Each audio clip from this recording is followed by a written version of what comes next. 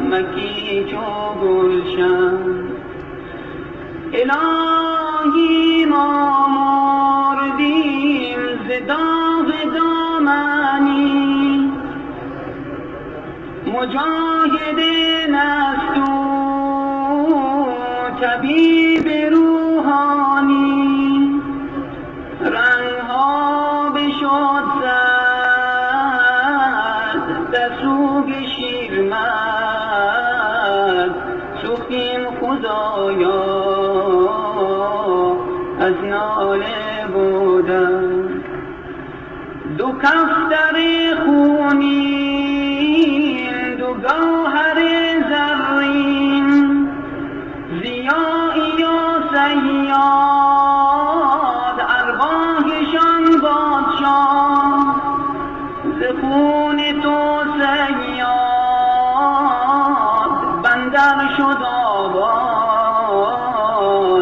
تو ای ضیایی چشم و چراغی مایی، نو رفته از چشمان آن قطب کردستان، آن لاله و ریحان ملا احمدیان، در سوگ تو گرید ماه و هم خورشید، به یاد لاله دل بی قراره. میرن آدم از اونا فقط خاطره هاشون به جا میمونه. میرن آدم از اونا فقط خاطره هاشون به جا میمونه.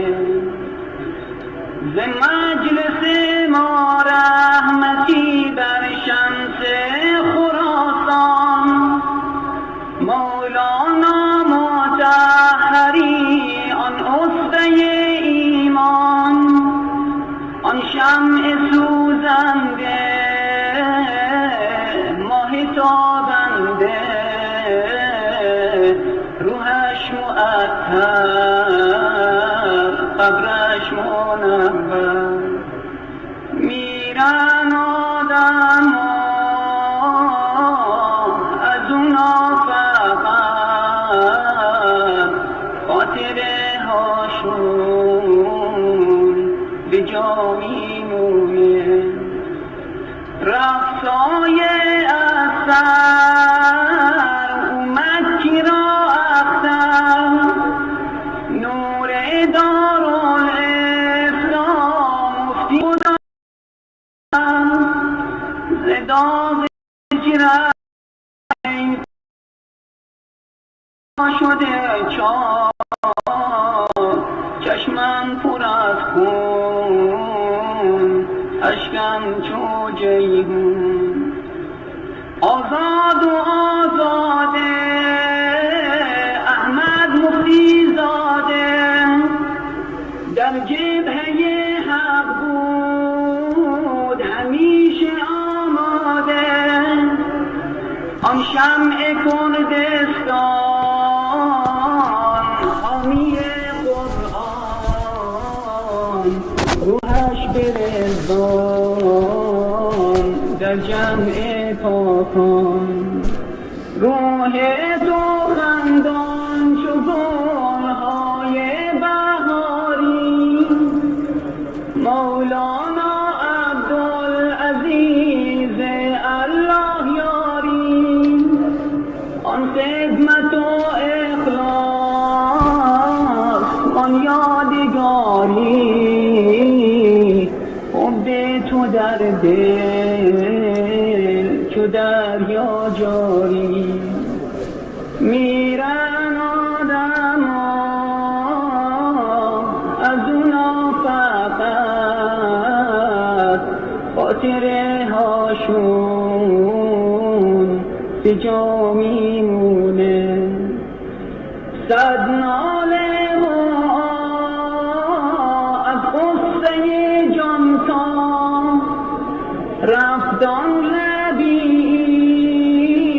آن فخر کرمانشاه شد بحر دین قربان خونین چو عثمان صبری بده رب دسوک یاران میرن آدم از اونا فقط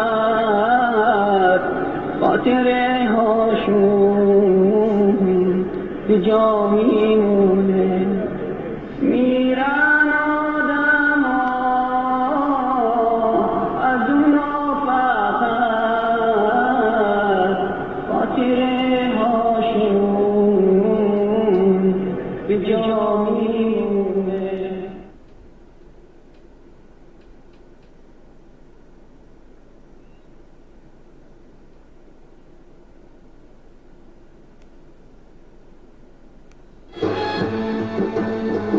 دعوت عیسی و موسی و محمد یکی است.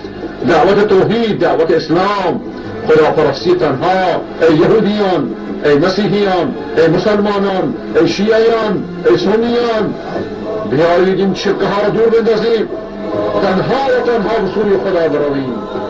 حرف شیادان دینی رو، کلاشان امام تراش و قارپر تراش رو دور بندازیم. مسلمانم و با شهامت، غیرت و جرأت و هم شجاعت، این هدف در ره دین و ایمان، عاقبت یا ظفر یا شهادت، عاقبت یا ظفر یا شهادت. این حقیقت بدان ای مسلمان، شد فدا جان فاروق و عثمان، حمزه با آن جگر پاره پاره، خالد و حیدر و سعد و سلمان، حمزه با آن جگر پاره پاره، خالد و حیدر و سعد و سلمان، 100,000 جوان لالگون شد،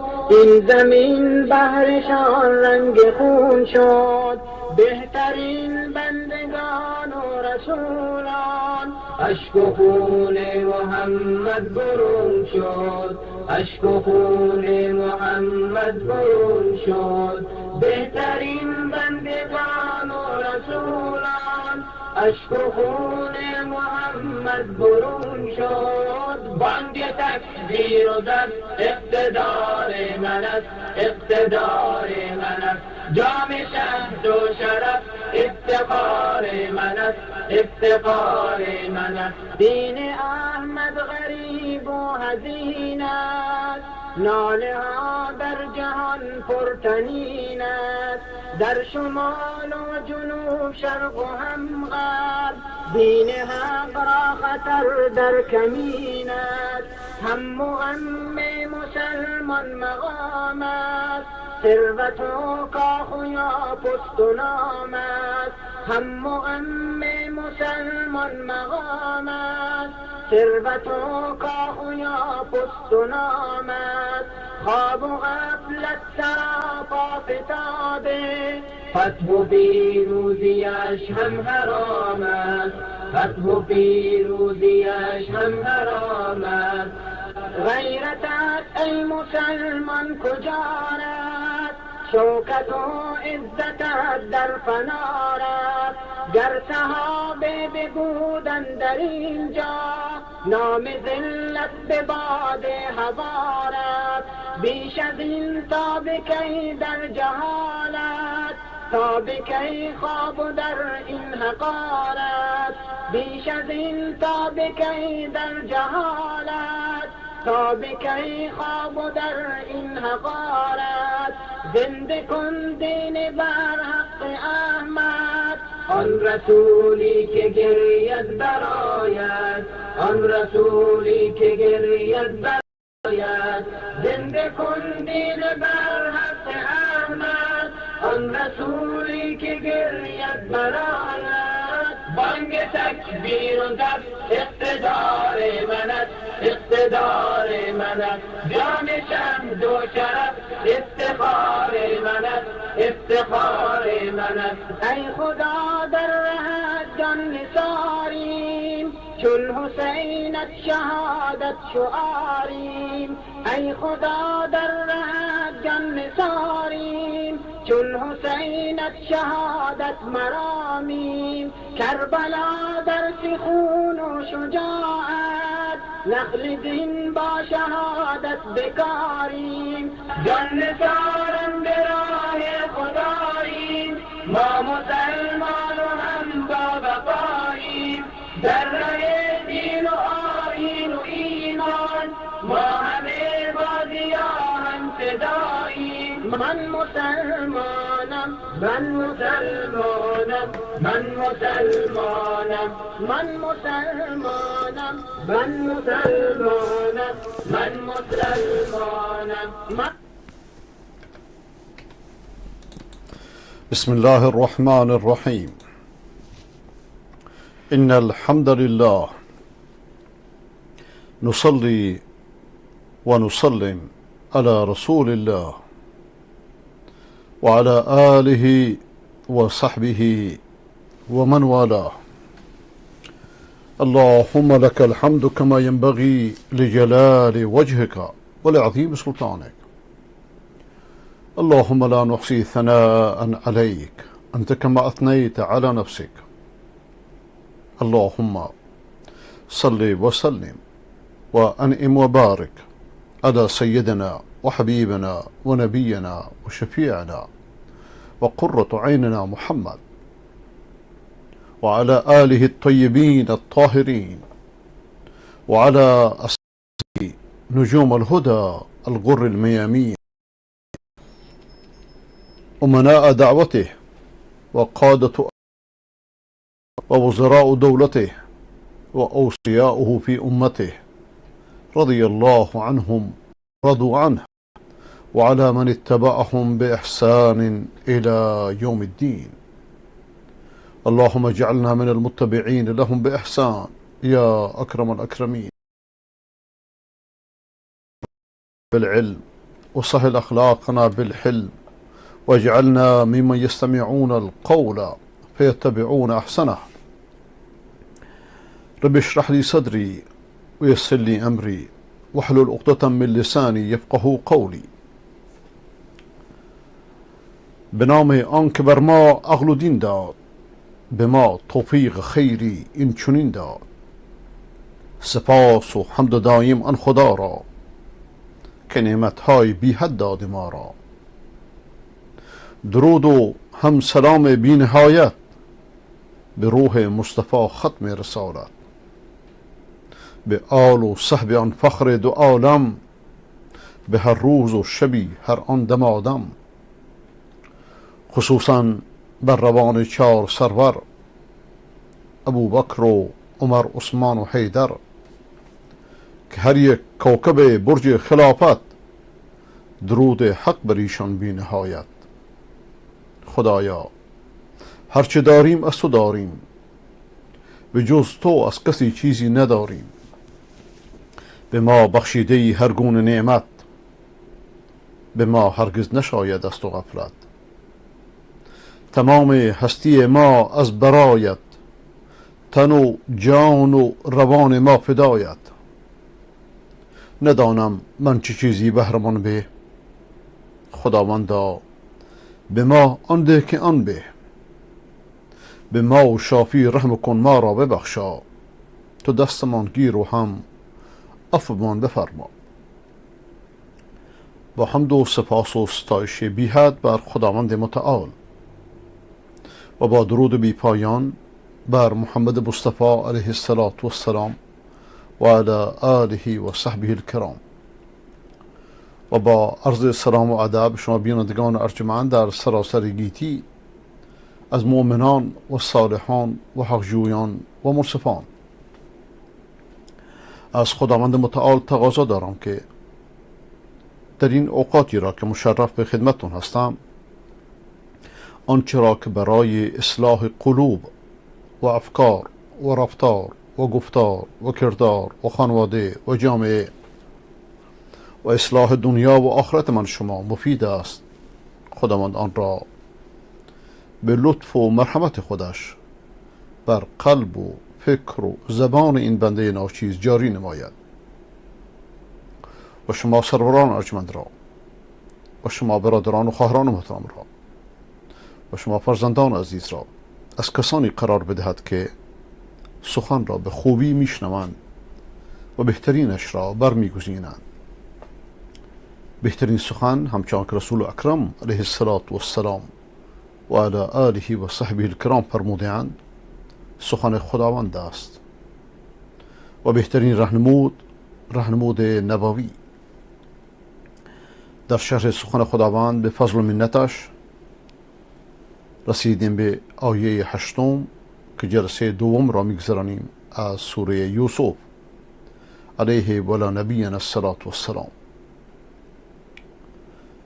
و خدا را شاکریم که به من شما توفیق داده که این شرف نصیبمون بشود که برگرد کتاب خدا، برگرد بهترین سخن زانوی ادب بزنیم تا از فرامینش، از راهنمایی هایش، از نورش، از هدایتش، از راه حل هایش، از خورشید معنویتش برای رسیدن به سعادت دنیوی و اخروی حلقه بزنیم. و با تشکر از این که ما را مشرف به مهمان بودن در خانه هایتون نموده اید که از خداوند متعال تقاضا دارم که خانه های ما و شما را، قلوب و افکار و رفتار ما و شما را با نور علم و عمل، با نور توحید و قرآن و سنت منور بسازد و از ظلمت و تاریکی و سرگردانی بیدینی و بددینی و خرافه و بدعت و شرک و ضلالت و هر آنچه از ادبیات فریبنده و شرمالود حوزه های شرکیه قم و نجف می باشد پاک و مبرا نگه دارد. و چون این چیزی ممکن نیست مگر با فهمیدن کتاب خدا که خورشید معنویت است.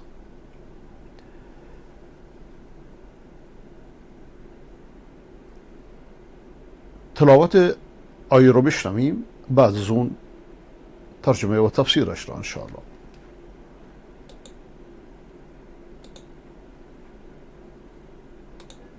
إذ قالوا ليوسف وأخوه أحب إلى أبينا منا ونحن عصبة إن أبانا لفي ضلال مبين اقتلوا يوسف أو اطرحوه أرضا يخل لكم وجه أبيكم وتكونوا من بعده قوما صالحين.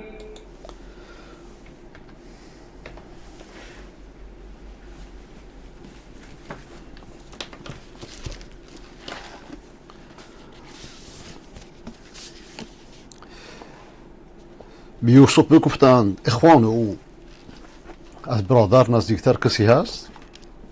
ولی حسد ببین که چیکارا میکنه. به یوسف بگفتند اخوان او، بکردند با او چنین گفتگو که هستیم گرچه برادر ولی بود عاشق یوسف خود ولی ورا دوست دار از ما بیشتر که از حب او هست دل ریشتر. که بر عشق یوسف بگشت دوچار بگردید گمراه بسی آشکار. بباید ز یوسف بریزیم خون نماییم از این شهر او را برون.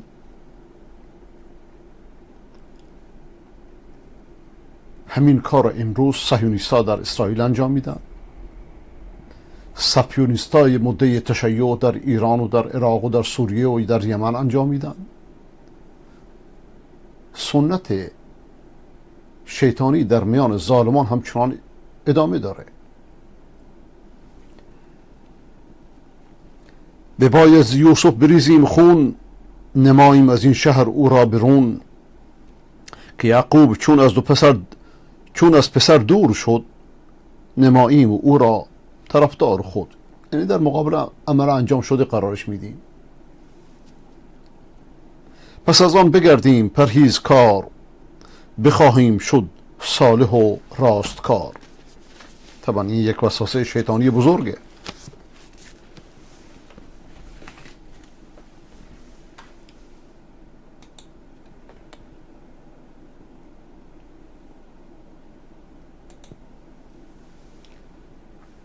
إذ قالوا ليوسف وأخوه أحب إلى أبينا منا ونحن أصبح إن أبانا لفي ضلال مبين. یاد بیاور ای محمد علیه الصلاة والسلام و علی آله و صحبه الکرام، آنگاه که گفتند برادران یوسف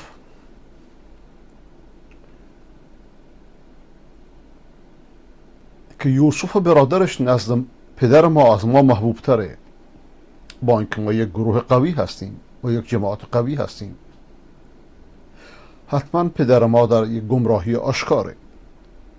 در این مورد گمراهی توضیح دادم قبلا و امروز هم توضیح خواهم داد. اقتلوا یوسف بکشید، یا در یک سرزمین نامعلوم تبعیدش کنید، دورش اندازید تا توجه پدر یک جا به سوی شما باشه و بعد از اون یک جمع شایسته میشید. الان به این مرحله رسیدن برادران یوسف دارن توطئه میکنن، در مقام چاره‌جویی برای نابود کردن یوسف هم. اومدن یک کنفرانس تشکیل دادن بین خودشون برای که درد خودشون رو ظاهر کنن. برای اظهار دردشون یک مجلس تشکیل دادن، یک کنفرانس تشکیل دادن و اینا عبارتند از روبیل، اسم برادران یوسف، برادران ناتنی هستند، شمعون، لاوی که جدی موسی بن عمران، یهودا، اساکار، زبولون، دان، نفتالی، جاد، آشیر. همه این اسمها را امروز در میان صهیونیست های غاصب میبینیم. اما بنیامین که برادر مادری یوسف کوچکه، قطعا در این کنفرانس شرکت نداره. اینها با این اندیشه خام، با این خیال غلط، با این وسوسه، با این خیال پردازی که مبادا یوسف کودک با خوابی که دیده بر ما ریاست کنه، نبوت به او منتقل بشه، برکت خدایی را که به پدر داده و همون رسالته، نه امامت دروغین امام تراشان دجال، این نبوت نصیب یوسف بشه، یوسف اون از پدرش به ارث ببره، مثلا چون به خاطر خوابی که دیدن. این برداشت های غلط باعث شد که خطاهای بزرگتری انجام بدن، یک حوادث ناگوار دیگری رو به وجود بیارن. حضرت یعقوب علیه و نبینا الصلاة والسلام بدبینی فرزندانشو حس کرده بود، بدبینی برادران یوسف حس کرده بود. پدر بچه هاشو میشناسه، لذا یوسف با خودش نگه می داشت. این رقابت طبیعی که میان برادران، خصوصا برادرانی که ناتنی باشند، برادرانی که از زنان و مادران دیگرند که همه پیر شدن یا مردن، مهر و رابطهشون از بین رفته، فعلا علاقه پدر منحصر شده به زن جوان و به همین جهت هم روز به روز به حسد و بدبینی برادرانش نسبت به یوسف بیشتر میشه، تا جایی که نمیتونن حتی از اظهار چون این بدبینی خودداری کنن، یعنی یه مرحله جلوتر اومدن یه کنفرانس تشکیل دادن، یه انجمن بین خودشون تشکیل دادن، در دل خودشون رو به هم دیگه میگن که یوسف برادرش اصلا کاری ساخته نیست، چرا پیش پدر محبوب تر از ماست؟ پدر از دسترنج ما که ما بزرگتریم، مردان نیرومندیم، کار کنیم میخوره. وسایل آسایش رو ما فراهم میکنیم. نمیگند که اینا همه ارث پدره همه زحمت های قبلی پدره.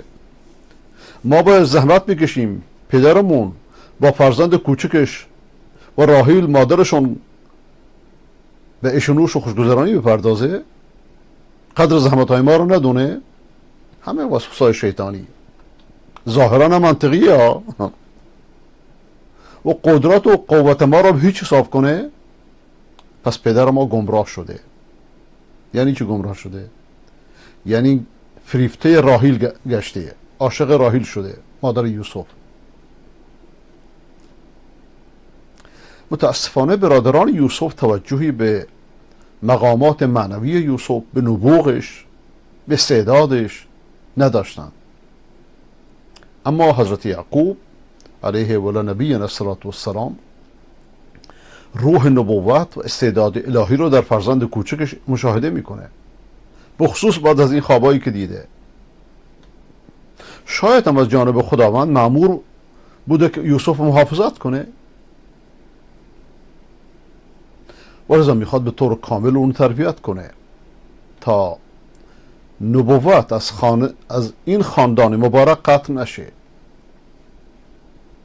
اما ظهور هر گونه موهبت، هر گونه عظمت معنوی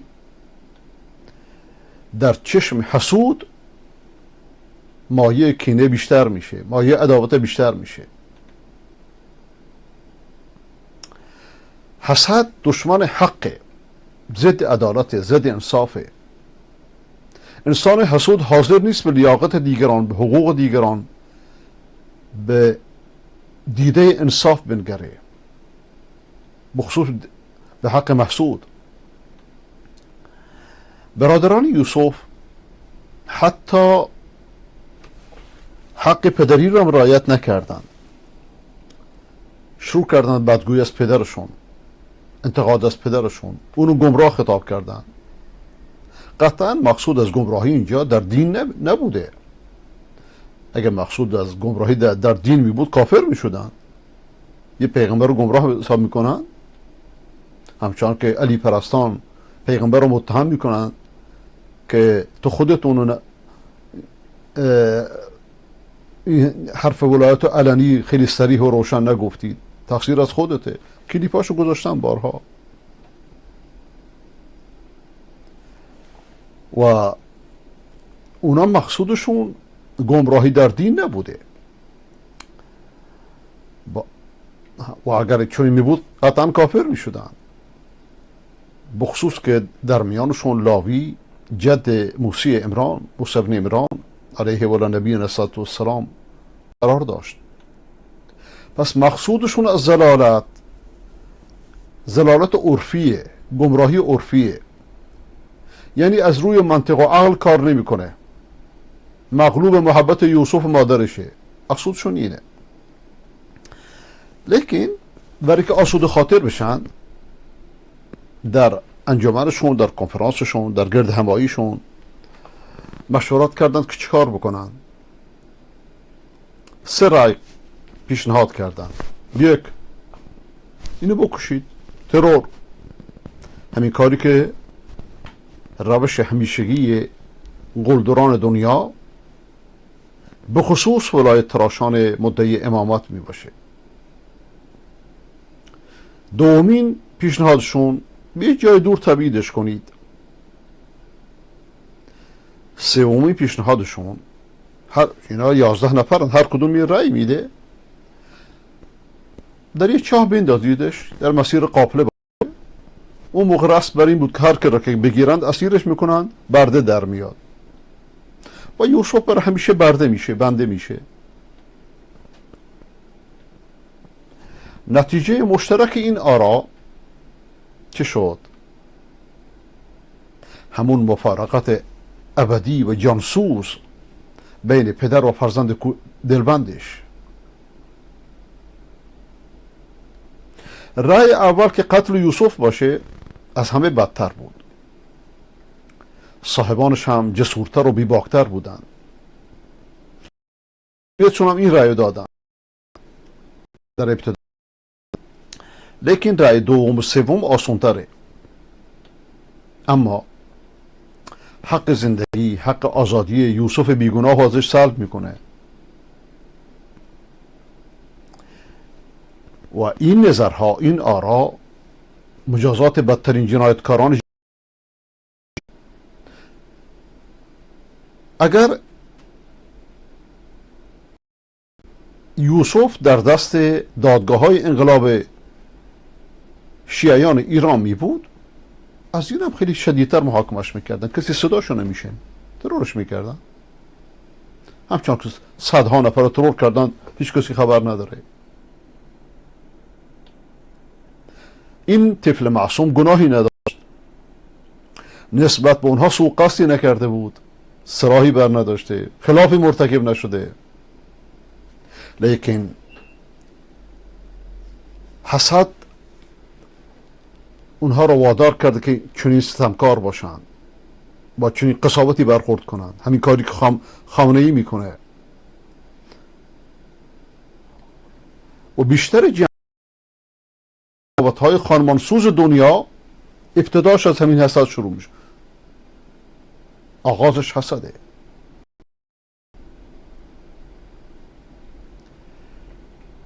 ولذا قلنا اقتلوا یوسف.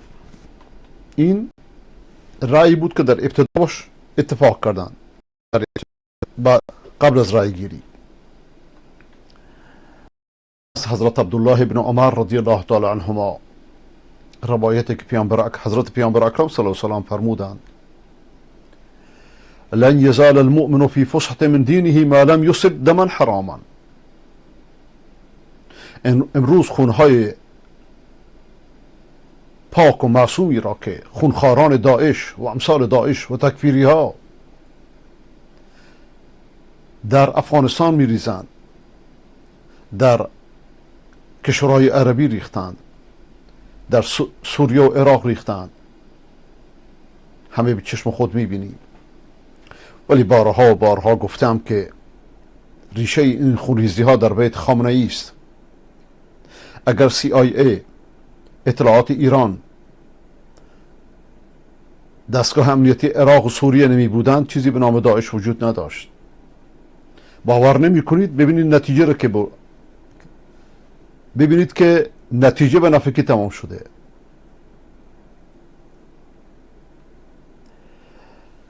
لن يزال المؤمن في فسحة من دينه ما لم يصب دما حراما. مؤمن همچنان در وسعتی از دین قرار داره مادامی که خون حرامی رو نریخته. ریختن خون حرام از خراب کردن خانه کعبه بدتره. ولذا قرآن کریم در سوره مائده می فرمایند: من قتل نفسا بغیر نفس او فساد فی الارض فكأنما قتل الناس جميعا ومن احیاها فكأنما احیا الناس جميعا. بشنوید ای قبر پرستان، بشنوید ای متصوفه سیفی موحد کش، بشنوید ای صوفیان هر جایی که واحدان رو میکشید یا بیرون میکنید یا تنگ میارید، از مسجد مکی گرفته تا که یک نفر سلفی و غیر موحد را نذاشتند. و اگر همون فرصتی را که برای سیفیان پیش اومده برای صوفی عبدالحمید و صوفی قاسم پیش می آمد، همین کارا رو میکردند. افکار یکی است.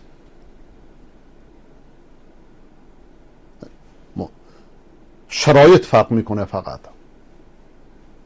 و علا زدن گفتن یعنی چی؟ من قتل نفسا بغیر نفس. این خونهایی که الان در افغانستان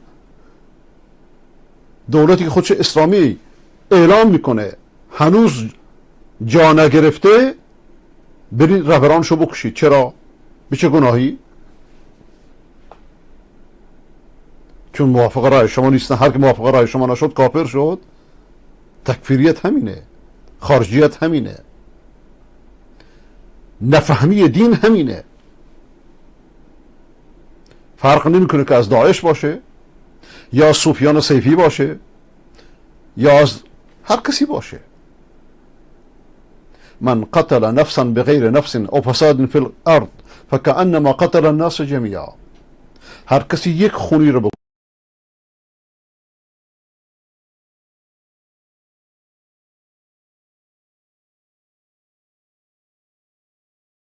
بکشه،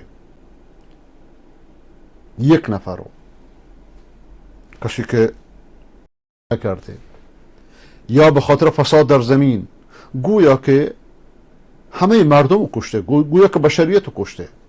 کسی یک نفسی رو زنده بکنه، اسلام اینه، اسلام قرآنی اینه، اسلام اهل سنت سواد اعظم مسلمانان اینه.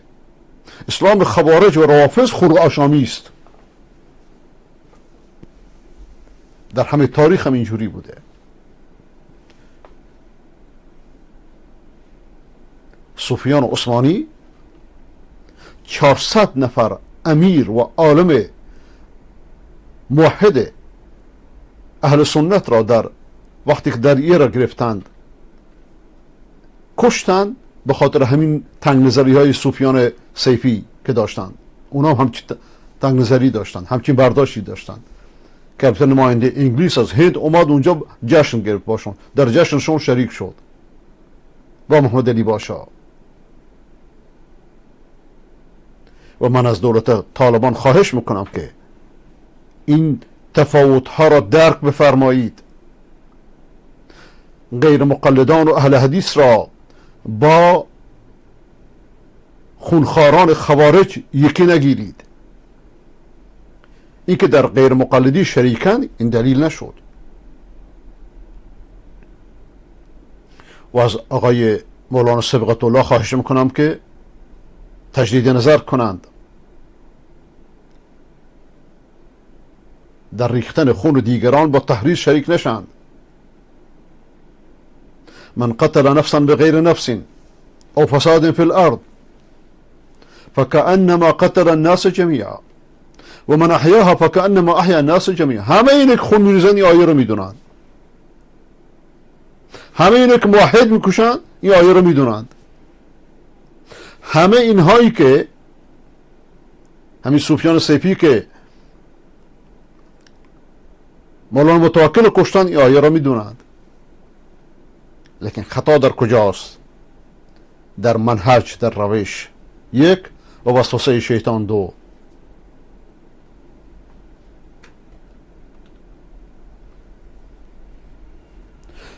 انسان وقتی انسان بیگناهی رو میکشه، یه طفلی رو، یه نمیدونم این انفجارهایی که میاد، چه بسا در میانشون یه شخصیت بزرگ باشه در آینده، شاید این شخصی که شما کشتی در آینده یک مصلح اجتماعی باشه، یک عالم ربانی باشه. وقتی شما اونو میکشید گویا که بشریت رو کشتید. وقتی که هدایتش میکنید گویا که بشریت رو هدایت کردید. یک نفس مشرکی رو، قبرپرستی رو به سوی خدا آوردید. یه کسی رو که پیر پاتال صدا میکنه به سوی خدا خوندید، خدا پرستش کردید. کسی که امام و بهمان و کوفت زهرمار میخونه اومدید خدا پرستش کردید، در همون راهی که خود امام رفته رسوندیش. این احیای مردمه. چه بسا که انسانی به دست هدایت بشه، چه بسا با هدایت 10 نفر و 100 نفر دیگه هدایت بشه. وقتی تو یه نفر هدایت کردید همه اونها در صحیفه اعمالته. ولذا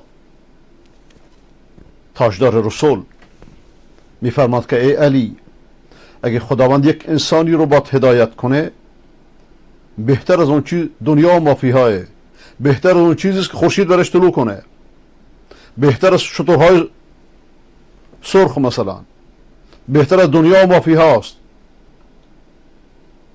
چرا مردم، چرا دعوتگران، چرا احزاب اسلامی غالبا از این امیدهای بزرگ دست برداشتن؟ زاهدن، همش کرسی و کرسی و کرسی. هدایت یک انسان از دنیا و مافیا بهتره از آنچه که اینا سخنان پیامبر اکرم صلی الله علیه و سلم، از آنچه که خورشید برش طلوع میکنه بهتره. مثلا شما مالک همه خانه های تهران باشید، هر خانه چند میلیونه، همه بازارهای تجاری مال شما باشه، هر متر چنده، مالک همه شهرهای ایران باشید، چقدر، مالک همه کارخانه ها و وسایل ترفیه باشید، مالک همه خونه های زمین باشید در 4 قاره با این شهرها با بازارهاشون. با این حال پیامبر خدا صلی الله علیه و آله میفرمایند در حدیث دیگر که از ابن سعد روایته: والله لن يهدي الله بك رجلا واحدا خير لك من حمر النعم. همچون که امام ابن داود نقل میکنه، به خدا قسم که اگر یک شخصی رو خداوند به وسیلت هدایت کنه، از شترهای قرمز اون موقع مثل توپ و تانک امروز می بود، برات بهتره. چرا مردم از چنین پیشنهادهای بسیار جالبی دوری میکنند؟ انسان وقتی چیزی رو میآموزه به دیگران بیاموزه، آیه رو فهمید به دیگران بیاموزه. از حضرت عثمان رضی الله تعالی عنه روایت که حضرت پیامبر خدا صلی الله علیه و آله فرمودند: خیرکم من تعلم القرآن و علمه. همچنان که امام بخاری علیه الرحمه نقل میکنه، بهترین شما کسی است که قرآن رو یاد بگیره و به دیگران یاد بده. قاری قرآن غمگین نمیشه. کسی که قرآن رو بیاموزه و به دیگران یاد بده تا لحظه مرگ خرفت نمیشه. علم بهتر از ماله، همچنان که علی رضی الله تعالی عنه میفرماید: علم نگهبان خودته و تو نگهبان مالید. مال با نفقه کم میشه و علم با انفاق بیشتر میشه. یا کمیل ما تخزان المال و هم احیا. ای کمیل، بانکداران خازنان اموال زنده اند و مرده اند، در اوج زندگیشون مرده اند، در اوج جوانیشون مرده اند. والعلماء باقون ما بقی الدهر. عالمان راستین با تا زمانی که دنیا هستند. اعیانهم مفقوده و امثالهم فی القلوب موجوده.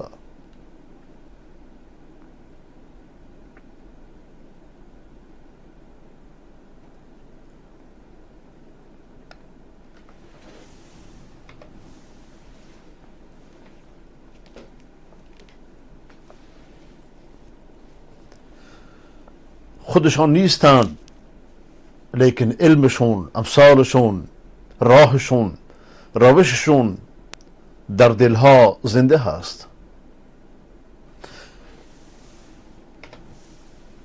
کسانی که فتوای قتل ابن تیمیه رو دادن، کی میشناسدشون الان؟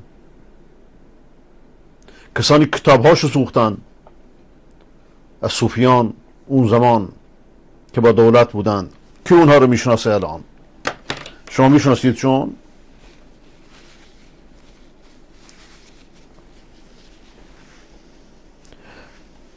و همین ابن تیمیه 3 دولت بر اساس کتاباش و افکارش بنا شد.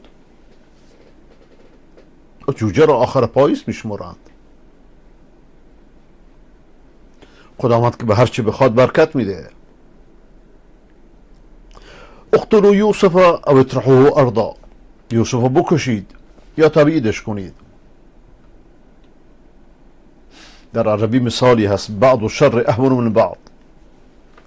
شر درجات داره، کفر درجات داره، همچنان که ایمان درجات داره. یا بکشیدش، ترورش کنید، یا تبعیدش کنید. اردن، این اردن نکره، یعنی در جایی که شاخته نباشه، کسی او رو نشناسه. تا اینکه دوباره به پدرش باز نگرده. یخلو لکم وجه ابیکم و تکونوا من بعده قوما صالحین، از چهره پدرتون دور میشه، بعد از اون صالح میشید. این تفسیر شیطانی است، وسوسه شیطانی است. تفکیر نادرست همینه. از ابتدا قصد معصیت دارن و در انتها قصد توبه، و این موضوع خیلی خیلی دقیقه.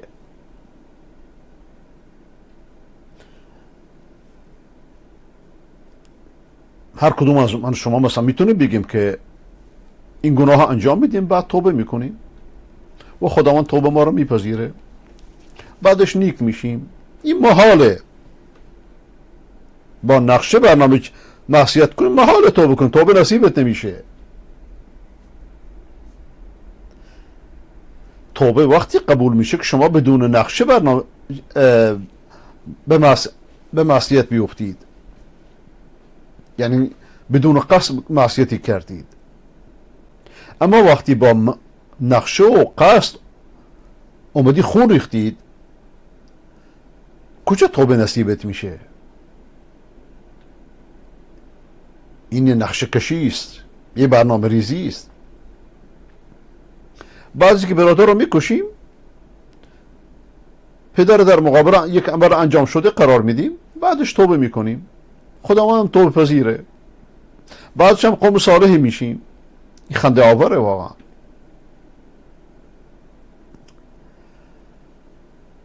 وقتی کسی چنین نقشه بشینه، گویا که داره خاکم به دهن خداوند جل جلاله را به استهزا میگیره.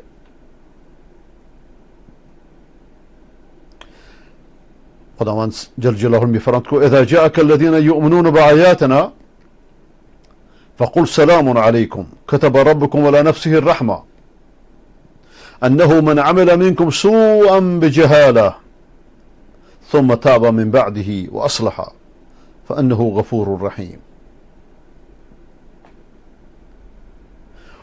وقتی کسانی که به آیات ما ایمان دارن پیشت میان، بگو سلام بر شما، خداوند بر خودش رحمت نوشته، رحمت بر خودش فرض کرده. اونی که اگر کسی عمل بدی رو با جهالت انجام بده، نه با نقشه ریزی، یعنی شیطان فریبش داد، غلبه کرد براش، ثم تاب من بعدهی، بعد از اینکه با جهالت نه با نقشه اومده توبه کرده و اصلاح کرده، بعدش خداوند غفور رحیمه. ولذا عمل بد که انسان معصیت انجام داده با نقشه نبوده، بلکه از سر نادانی و غلبه بوده. اما این که من این معصیت رو انجام بدم بعدش توبه میکنم، توبه هم قبول میشه و صالحان میشم، این نقشه شیطانی است، استهزاء به خداونده.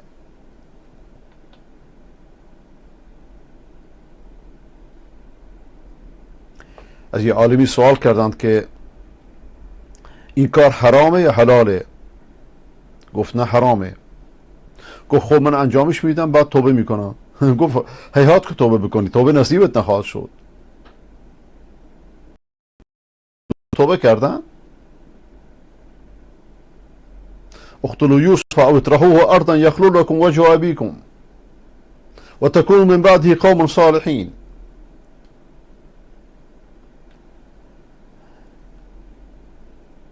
یکیشون که عاقل‌تر بود و گویا که بزرگترینشون بود،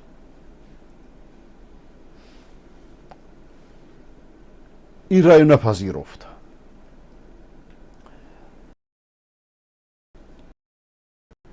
و این موضوع رو ثابت میکنه که انسان مخیره، آزاده.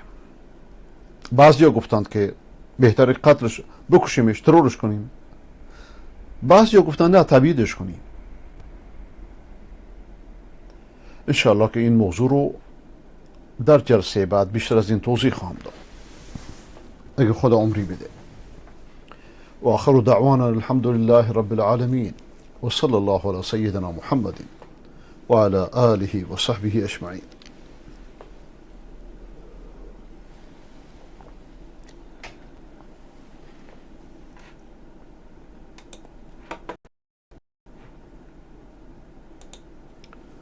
بریم سراغ کلیپ هاتون.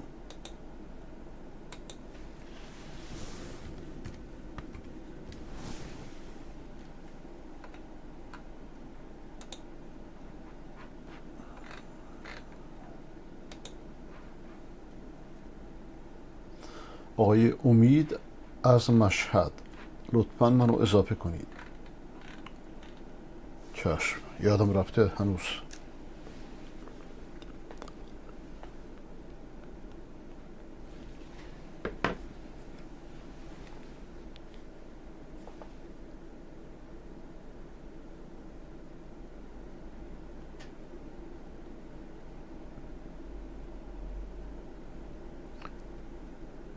نه، شما اضافه اید. اگه اضافه نمی بودید پیام به شما نمی رسید. شما را اضافه کردم.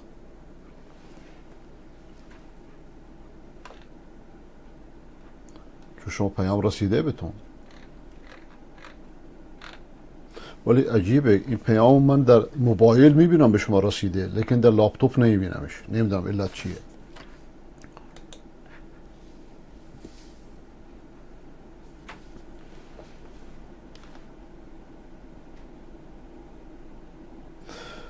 آقای محمد باقر از سنندج، سلام علیکم. سلام. مورخ مسیحی مشهور مرحوم جورجی زیدان. آقا به مسیحی نمیشه گفت مرحوم، به یهودی نمیشه گفت مرحوم. اگه اینا مرحوم باشند که فرقشون با اسلام چیه؟ مرحوم فقط اونه که اهل بهشت، اونه که همه پیغمبران رو قبول داشته باشه. اگر مسلمانی عیسی رو قبول نداشته باشه مسلمان نیست. یک نفر از پیغمبران خدا رو انکار کنید مسلمان نیستید. بله. در تاریخ تمدن صفحه 94 میفرماند طریقه انتخاب خلیفه در دوره خلفای راشدین طریقه‌ای بود که تاکنون هم دنیای متمدن امروز نتونسته بهتر از آن راهی بیابد. به شکی در این نیست. این انتخابات به قول چرچیل کم ضررترینه فقط، و الا بهترین روش نیست. بهترین روش بیعته.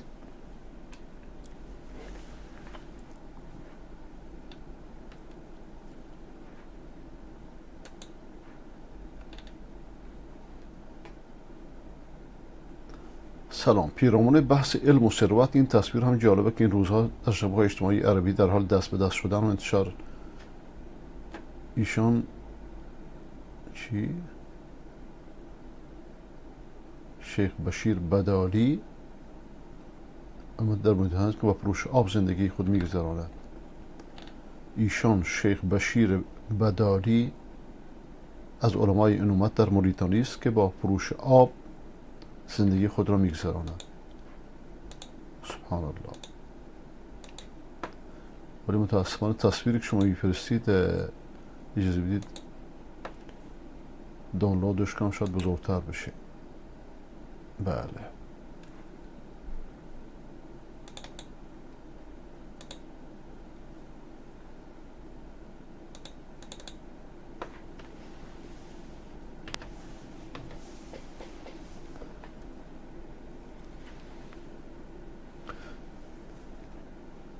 این یک عالم و کسانی که مردم و پابوس و دستبوس خود میکنند عالم راستین همچین افرادی هستند.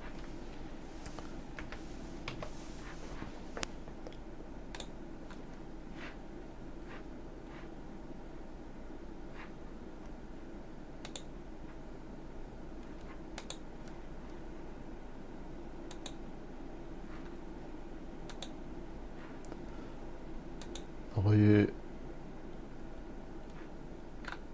شریف نارویی همه تفریز است. دو خدا دوستش مریض میشه، عزیز رو از دست میده. قیادت بیمار و تسلیت‌گویی برای خدا نیست. میگه بروم تسلیت بگویم که گله میکنه. بعد نمیگوید بروم تسلیت بگویم تا دستور همکاری و همدردی اسلامی اجرا کرده باشم و خدا به من عزم بده. اینه نمیگه. برای تفسد گوی نمیگوید دلم تفسد بگویم. دیروز هم پخش کردیم، دیروز یا پریروز.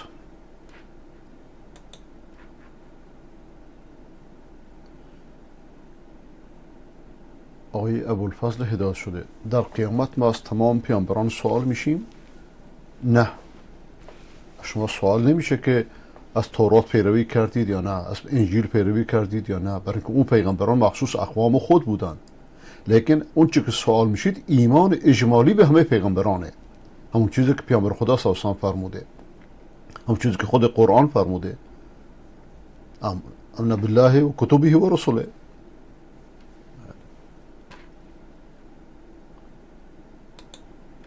آقای محمد رفی: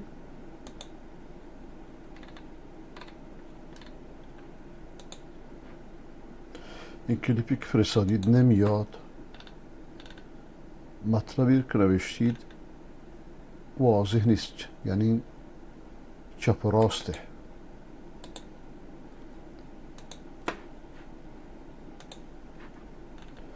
آقای عبدالله موحد: شما کلیپ فرستادید لیکن ننوشتید که چی هست. خواهش میکنم کلیپ که میفرستید شرح بدید که چی هست.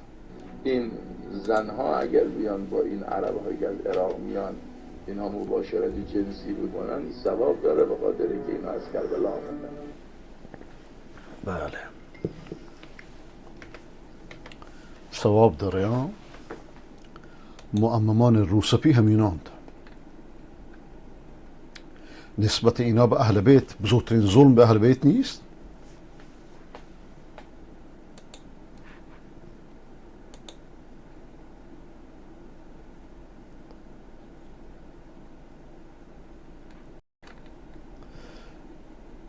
عشق انسان را کافر می کند. یعنی چی؟ عشق دست خود آدم نیست که. والله که ابن قیم میگه عشق انسان کافر میکنه. حتی میگه که اگر هر امری میکنی، بازو میگه اگر اینی آدم بکشی میکشم، میگه اگر تو بازو میگه خوریشت بسیار مزاحم است، امیل کلش میکنه. شراب ما خوش دارم میخورم، میگم شراب. خب باز میگه وانا تو بسیار قرآن و سنت میگه میره اله الهش میتم ببین. باز میگه خیبیه که تو من تو کارم این کارم میکنم. میگه ابن قیم میگه عشق انسان به شرک میرسانه. واقعا این عشقهایی که از پی رنگی بود عشق نبود، عاقبت ننگی بود. یکی از تفسیرهایی که ربنا لا تحملنا ما لا طاقت لنا به عشقه.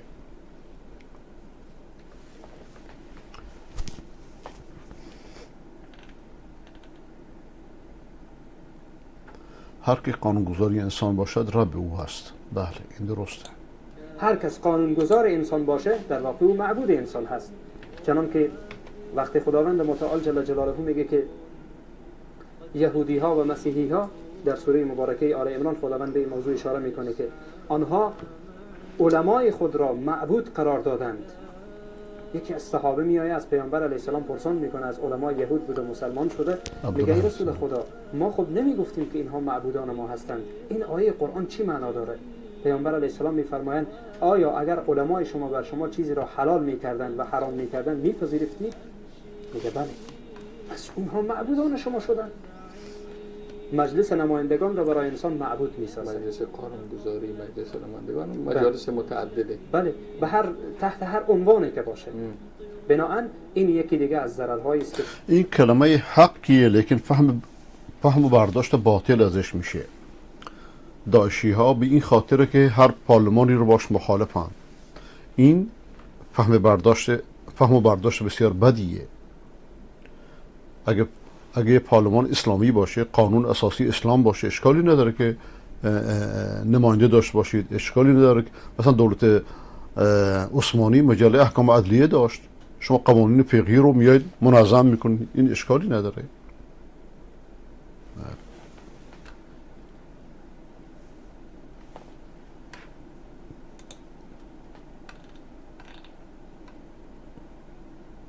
استفاده طلا برای زنان جواز دارد؟ بله.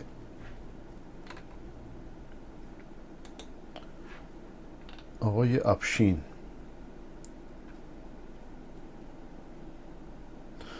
خدا در دستی است که به یاری میگیری. بله. خدا در دستی است که به یاری میگیری. خدا در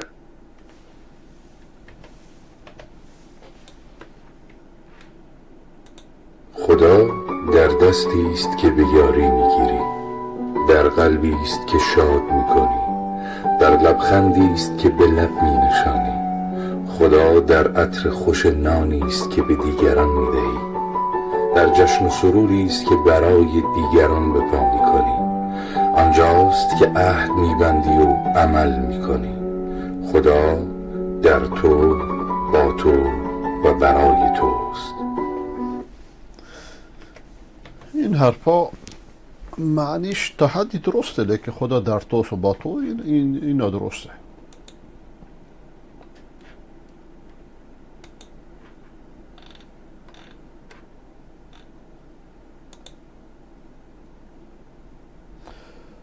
آقای منصور فیضزاده، مولانا مسعود اظهر درباره مولا عمر مجاهد. और याद रखना मोहम्मद अरबी का मौजज़ा है और ये मौजज़ा क़यामत तक रहेगा। हर ज़माने में मोहम्मद अरबी की गैरत रखने वाला मोहम्मद अरबी در هر زمانه از کسانی که غیرت جزیه و غلامی محمد عربی را در سینه جذبه در سینه دارند افرادی خواهند بود که के जज्बात रखने वाला, हजरत मोहम्मद की गुलामी रखने वाला एक न एक फर्द मौजूद रहेगा जो किसी से नहीं डरेगा, किसी से नहीं घबराएगा, हक उसके साथ होगा। از کسی نمیترسد، با حق با او همراه حق خواهد بود. वो हक के साथ होगा। इस्लाम समझना हो उसको देख के समझना। اگر خواستید اسلام را بشناسید او را ببینید. با دیدن کسی که مثل موش میلرزد اسلام را نشناسید. دقیقاً عالم ترسو هرگز نمیتونه نماینده اسلام باشه. किसी कांपते हुए चूहे को देख के इस्लाम मत समझना। जो जान बचाना चाहता हो वो इस्लाम क्या जाने, जो जान लुटाना चाहता हो वो इस्लाम जानता है। کسی که در فکر نجات جانش باشد از اسلام چه میداند و کسی که جانش را فدا میکند او از اسلام آگاه است. इस जमाने में रब ने मुल्ला मोहम्मद उमर को خداوند در این زمان مولا محمد عمر را پیدا کرد. مولا محمد عمر از واشنگتن علم نیاموخته بود. पैदा किया। मुल्ला उमर ने वाशिंगटन से इल्म हासिल नहीं किया, कैम्ब्रिज यूनिवर्सिटी में जा از دانشگاه آزاد کمبریج بزدلی نیاموخته بود. के उसने बुज़दिली नहीं सीखी, उसने ऑक्सफोर्ड की सनद नहीं ली। वो चटाई पे बैठा, उसने अलिफ पढ़ी। بر حصیر نشسته الف با تا سا را خواند و بعدش اقرا باسم ربک الذی خلق را خواند. उसने बा ता सा फिर इक़रा बिस्मि रब्बिकल लज़ी खलक़ वही सबक पढ़ा जो و بعدش همان درسی را یاد گرفت که پیامبر در غار حرا از جبریل شنیده و در دارالارقم تعلیم داده بود. हिरा में नबी ने जिब्राइल से सुना था, फिर दारे बनी अरकम में आके पढ़ाया था। मुल्ला उमर नबी का गारे हिरा वाला सबक पढ़ता रहा, कुरान مولا عمر درس غار حرا را فرا گرفت و قرآن را خواند. سپس کتب دینی را خواند. पढ़ता रहा, फिर दीन की किताबें पढ़ता रहा। उसे अंग्रेजी नहीं आती थी, उसे दुनिया की साइंस नहीं आती। او انگلیسی نمیدونست و از تکنولوژی دنیا ناآشنا بود. خب اینا نقصه. البته او رو خدا رحمت کنه، ولی معنیش نیست که مردم انگلیسی یاد نگیرن یا تکنولوژی یاد نگیرن. اینا فرض عینه که هر مسلمانی مایحتاج جامعه رو بدونه. مسلمانان دست جمعی یعنی थी। वो दुनिया के बारे में इतनी मालूमात नहीं रखता था कि पेशाब او در مورد دنیا اینقدر معلومات نداشت که با آزمایش گرفتن ادرار بگوید در این چقدر کرم و قند و نمیدونم خرابی و فلان هست. टेस्ट करके बता सके कि इसमें कितने कीड़े हैं, कितनी शुगर है, कितनी खराबी है, लेकिन उसने पढ़ लिया कुरान البته این را خوانده بود که قرآن چند تا رکوع و چند تا آیه دارد. خداوند چه میگوید؟ के रुकू कितने हैं, आयतें कितनी हैं, रब कहता क्या है। रात زیرنویساش هم متاسفانه پیش واضح هم نیست.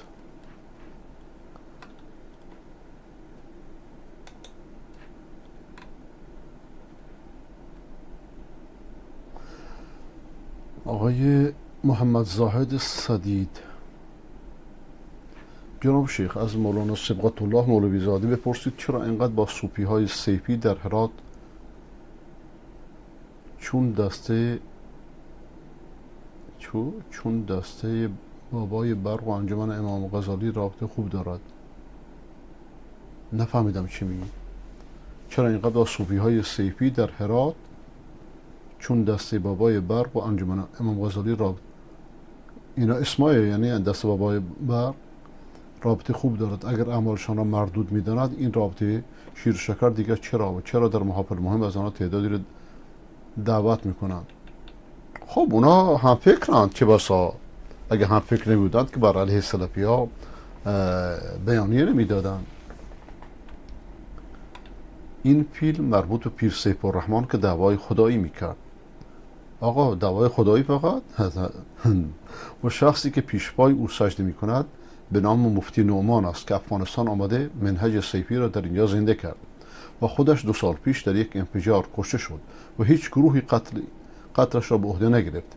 این مفتی نعمان سردسته سیفی های افغانستان بود و مریدانش را علیه اهل حدیث و غیر مقلدین تحریک نمود و به احتمال زیاد که مولوی متوکل رحمه الله توسط همین دسته تندرو به شهادت رسیده باشد، چون آنها اهل حدیث و غیر مقلدین را خوارج و واجب القتل می‌دانند. بله متاسفانه.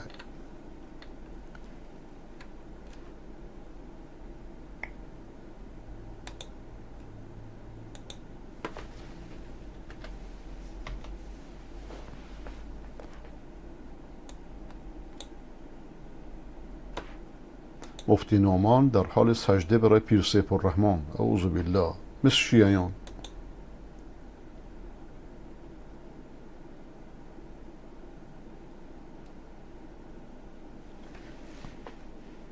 چرا اینقدر سیاهه این؟ نمیاد چیزی؟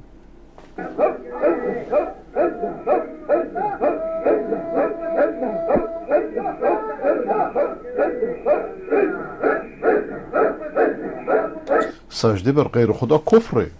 سجده یک شعار اسلام، یک عبادت اسلامی است. سجده بر بت، سجده بر انسان، سجده بر قبر. چرا ما میگیم که تصوف پل تشیعه؟ با عرض معذرت و تشیع پل یهودیت. این سخن ما نیست، سخن اهل اسلام و صدر اسلام تعالانه.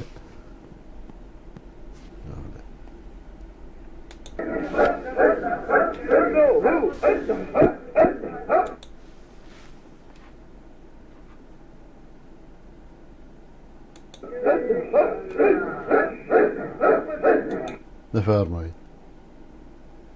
فقط مونده بگه که سبحان ربی السیف، نعوذ بالله. به اجماع علمای اهل سنت و مذاهب 4گانه سجده به غیر الله شرک اکبر است. آفرین بر شما. و بخصوص مذهب حنفی در این مورد خیلی متشدده و تشددش به جایه.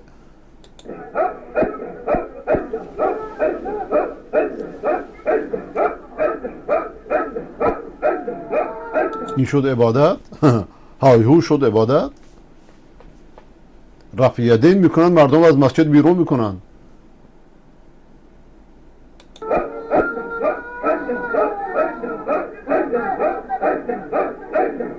این آقا دستکش هم بوسیده، پوشیده که دستاش بوسیده نشه، دستکش بوسیده بشه که دستاش چی نشه مثلا.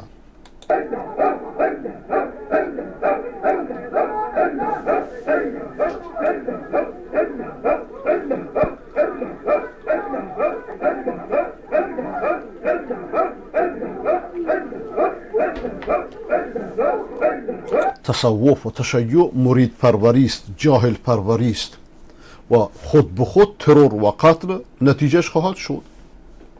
هرچه شیخ بگه، هر دو مبناشون بر جهله، دوری از علم.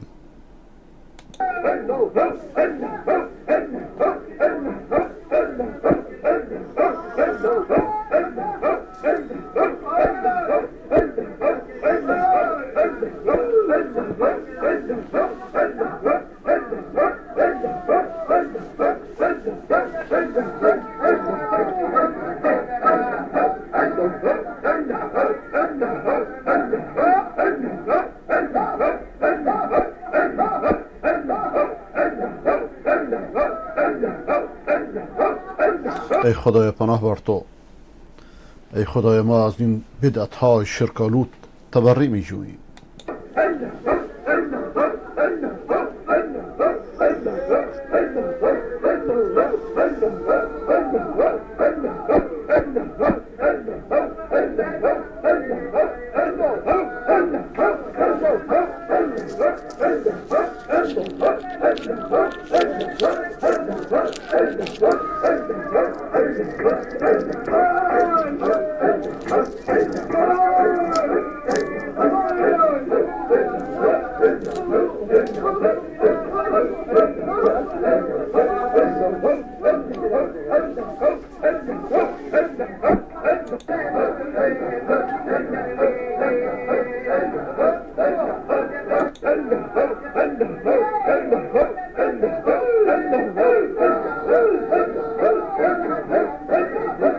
هم دست و هم پا، هم دست و هم پا. این نتیجه تصوف. هر جا که تصوف رو دیدید این شاعر رو میبینید.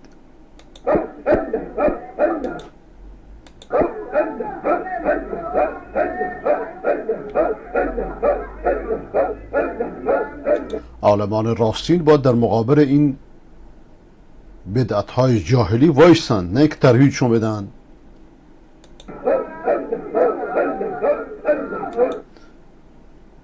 هیچی بعید نیست در آینده نزدیک به دست صوفی عبدالحمید و صوفی قاسم مسجد مکی همینطوری بشه. هیچی بعید نیست.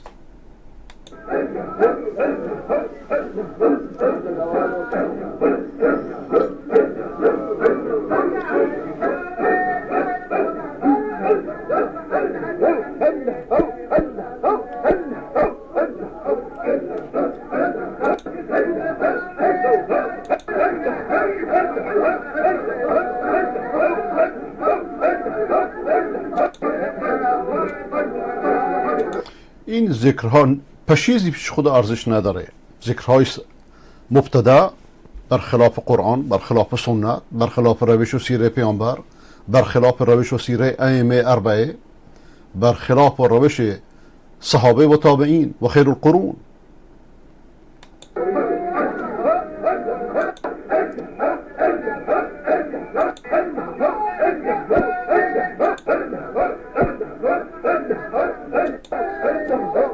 انسان پرستی همینه.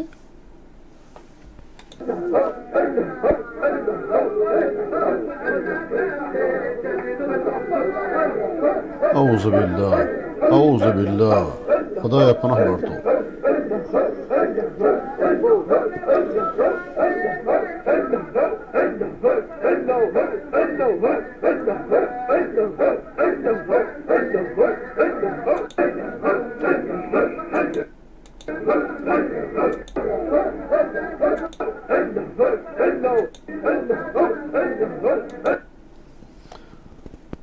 آیا رسول الله صلی الله علیه و سلم و صحابه کرام و امامان مذاهب چنین ذکر الله تعالی میکردن؟ نه، قطعا نه.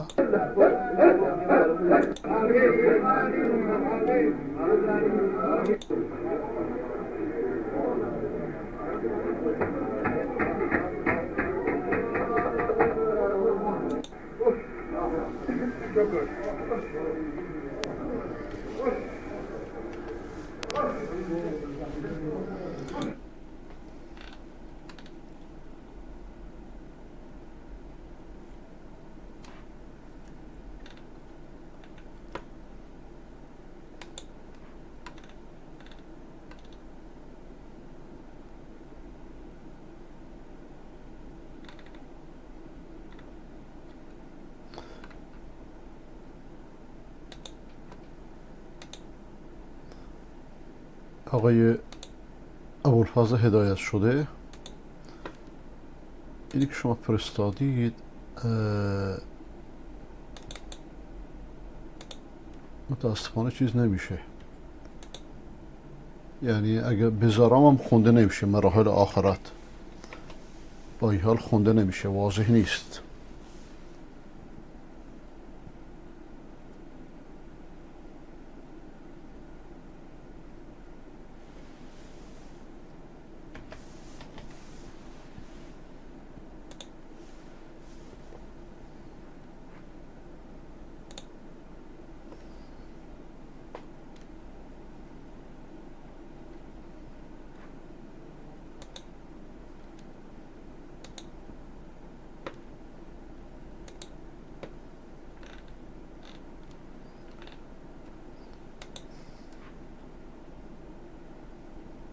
آیا مرحوم به معنی از دنیا رفته متوفای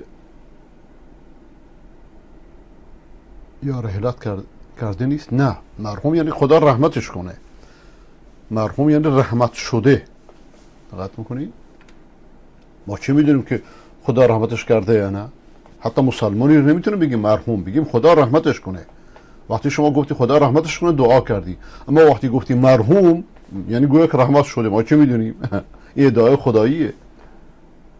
این رایج بین مردم، اکثرا میگن مرحوم، ما نمیدونیم. مغفور له بعضیا میگن، اینا نادرسته.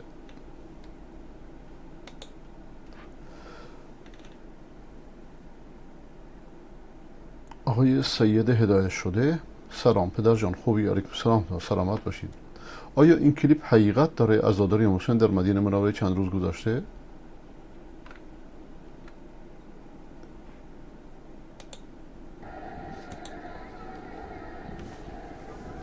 اونجا که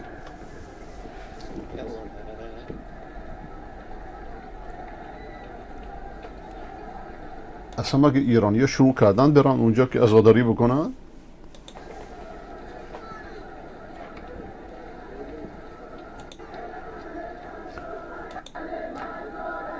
اینجا زیارت بقیه، همه دارن میرن بقیه. این دیوار بقیه پهلوی مسجد الحرام، مسجد النبیه.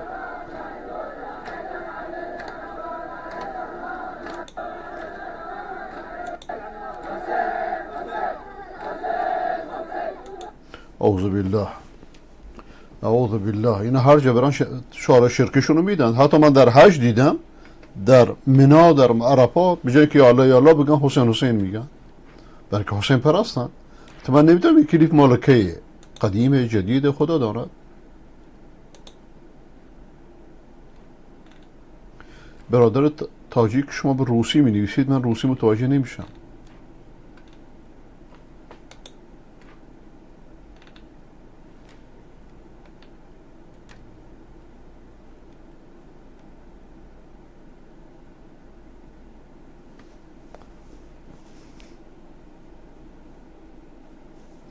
آیا بنده حق دارم که به خاطر احترام شخصی هموطن و غیره که از بنده کوچک خردسال باشد برادر بگویم؟ بله، اصل برادری دینیه، لیکن میشه گفته، برای که اخا قوم اخا عاد، برادر یعنی برادران عاد، این وارد شده. اگر بنده از یک شخصی اسبابی رو به امانت بگم، اما اسباب ناخواسته گمش کن، حکمش چیست؟ حکمش اینه که ضامنش هستید، مبلغ اون امانت رو باید بهش پس بدید. بعد از نماز شام آیت خوندن جایز است؟ چرا نه؟ هر وقت جایز است. شک کردن بعد از مستحب که پیش عرفت یا نه، این وسوسه شیطانه، بنا رو بر یقین بذار.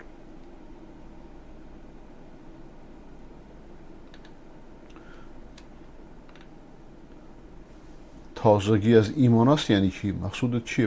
متوجه نمیشم.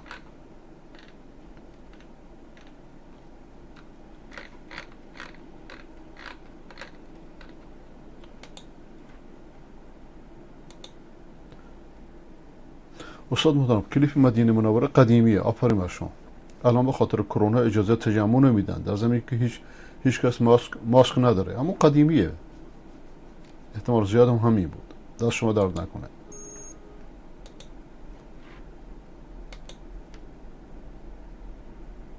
حکم عالمی که حقیقت را میداند اما برای منافع خود حقیقت دین را آشکار نمی کند، مثل شیطان گنگ میمونه حکمش. عالمی که حق را میداند و حق را میپوشاند، به گفته قرآن انشاءالله سوره بقره قرآن را لعنت میکنه. ان الذين يكتمون ما انزلنا من البينات والهدى، کسانی که حق را کتمان میکنن یا میترسن یا به خاطر پول و چنده و پست و مقام، قرآن لعنتش میکنه. ابو حنیفه هم امور لعنت میکنه. و سوره آل عمران آیه 82، سوره نساء آیه 61، سوره نساء آیه 65، سوره اعراف آیه 45. کسانی که خلاف رسول الله را میکنند فاسق، منافق، لا ایمان، ملعون، ظالم گفته شده است. هر کسی حق اسلام را کتمان می کند، قال الله و قال رسول کتمان می کند، قرآن او را لعنت می کند، قرآن او را فاسق می داند، قرآن او را منافق می گفته، قرآن او را لا ایمان گفته، قرآن او را ظالم و لعنتش کرده. امام ابو حنیفه را هم او را لعنت کرده.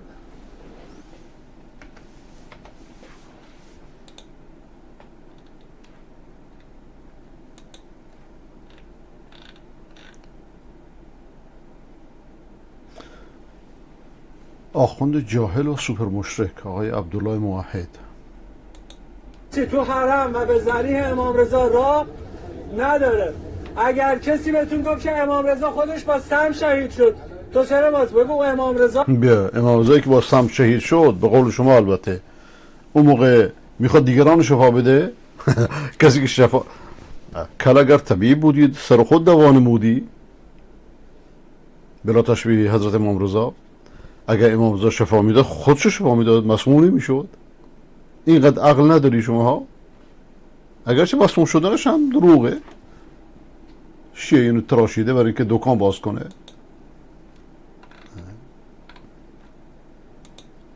ظاهرین عزیز امام رضا این نکته رو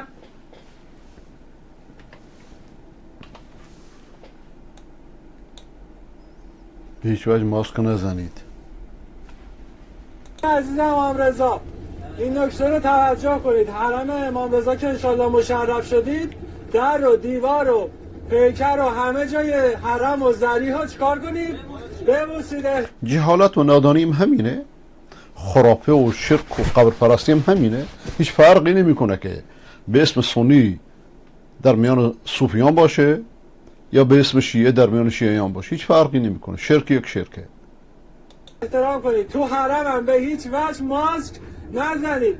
هر خادمی نزنید. اگه اینجا ماسک بزنید ذریح امام رضا که هزاران این هم روزه اول منتشرش کردن.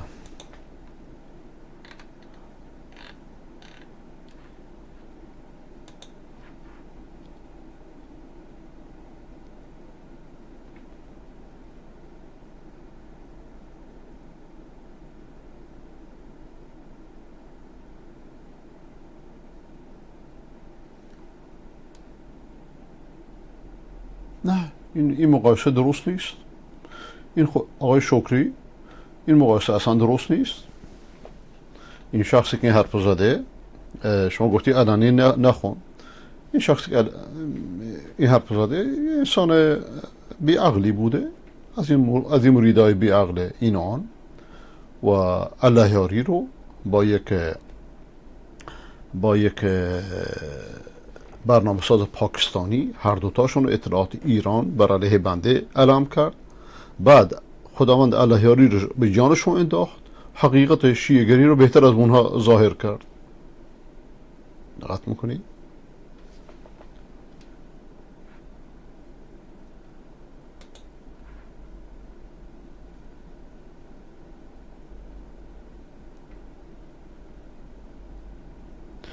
رجس یعنی ناپاکی، یعنی پلیدی.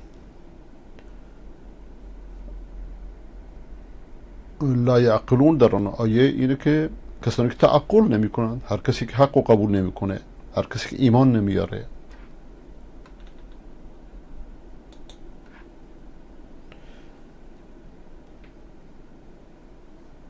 مسخره به آیات قرآن کریم در کجا؟ می گفتید کجا هست؟ السلام عليكم يا شهر رمضان عابلة ما شاء الله إنا لله وإنا إليه راجعون إن جعلنا في أعناقهم أغلالا فهي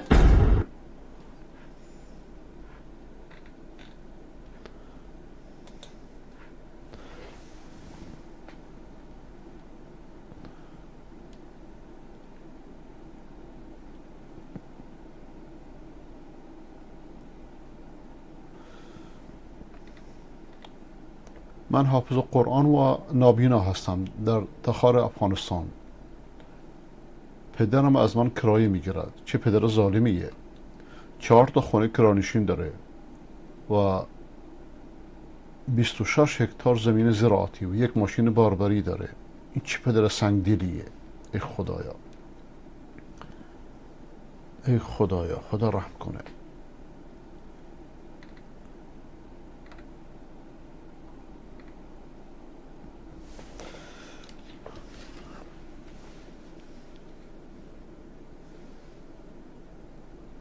خدا شما را از او بی‌نیاز کنه آقای عبدالله.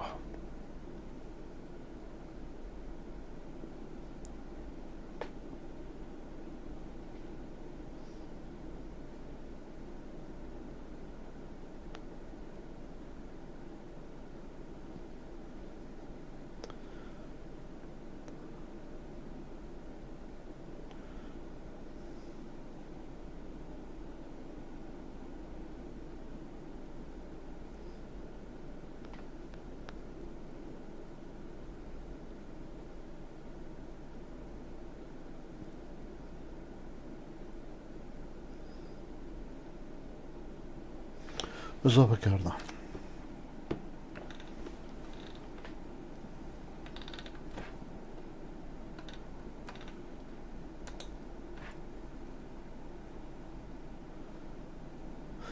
استاد گفتین که کسی که ایمانش قوی است امتحانش سخت‌تره و اگر کسی که ایمانش ضعیف باشه ابتلاش بیشتره. نه، ایمانش ضعیف باشه ابتلاش کمتره، ایمانش قوی باشه ابتلاش بیشتره.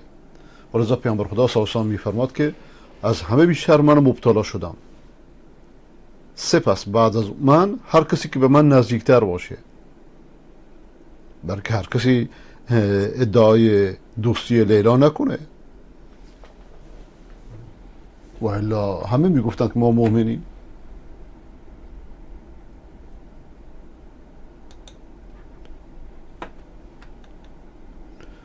سلام استاد، صحنه سریال امپراتوری بزرگ سلجوقی، رهبر باطنی ها نماز خوندن به امام و وکیلش اطاعت کردن است، روزه گرفتن یعنی نگه داشتن رازهای امام. باطنی ها اینطوری هستند، تشیع اکثرش باطنیته. حج رفتن یعنی زیارت کردن وکیل امام بزرگ. بله، با اسماعیلیگری، درزیگری، 12 امامی، همش بر همین چرندیات مبناشه، لیکن درجات چرندیاتشون فرق میکنه، ولذا درجات شرکشون فرق میکنه، درجات قلوبشون، اما در ماده قلوب مشترکن.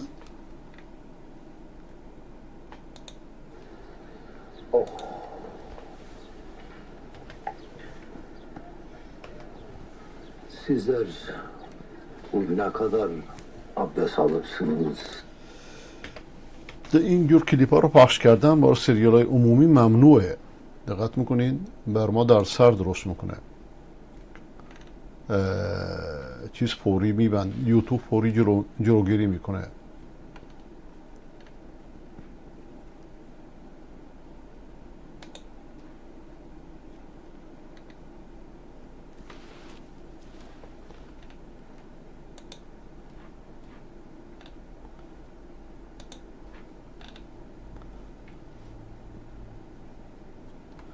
دموکراسی یک دین است. ببین، دموکراسی درش بعضی چیزاش خوبه، بعضی چیزاش ضد اسلام نیست. یعنی چی؟ خلاصه دموکراسی مراقبت حاکمه، حاکم دیکتاتور نباشه. این با اسلام مخالف نیست، بلکه اسلام به که انتخابات و بشریت یاد داده. شورا یعنی چی؟ انتخاب ابوبکر، عمر، عثمان و علی یعنی چی؟ همین فحشایی که شیعه 1400 ساله 1300 ساله به اسلام میده همینه که چرا انتخابات کردی. لیکن یکی فلسفه دموکراسی اون نادرسته، اینه که انسان جای خدا بنشینه، قانون درست کنه، مردم پیرو خودش بکنه. این طاغوتیه، این نادرستیه. همین چیز دموکراسی نادرست نیست. انتخابات یک وسیله، وسایل که تعبدی نیست. که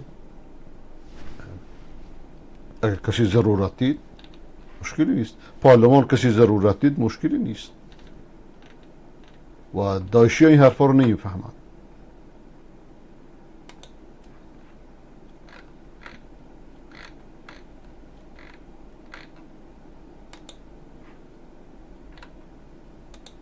بله، شکی نیست ما واضح و شفاف و پرچم بالا الحمدلله در طول 20 سال بر علیه دموکراسی جنجال کردیم و بر علیه دموکراسی مبارزه کردیم، چون دموکراسی نظام کفری بود.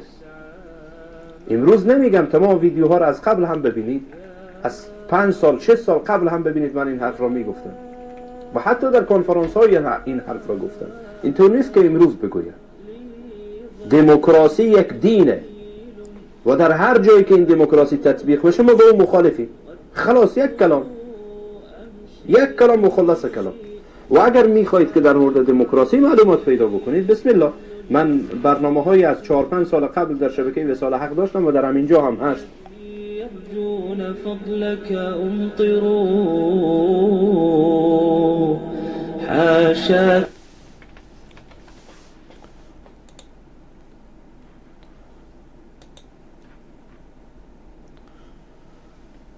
آقای سلطان سلیم روزخان دجال روزه چی؟ غذا خوردن یعنی چی؟ تو یه در میبندی اون 1000 تا فکر اون پشت میکنه. تو میخوای غذات کم نیاد اونو پشت رمه روزخانان، گله روزخانان میگه دیدی رام ندار. طرف دیدید، طرف میگه بابا غذا نمیخوام در رو باز کن.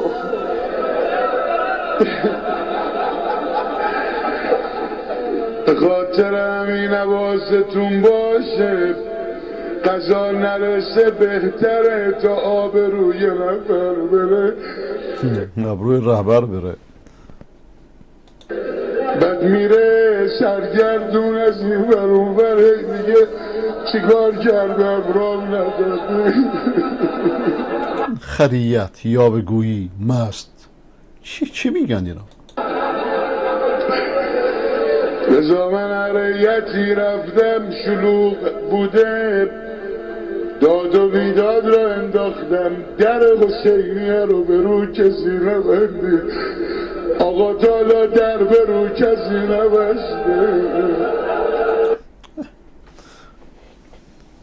امام پرستی، بزرگ پرستی در نام تشیع یا در نام تصوف.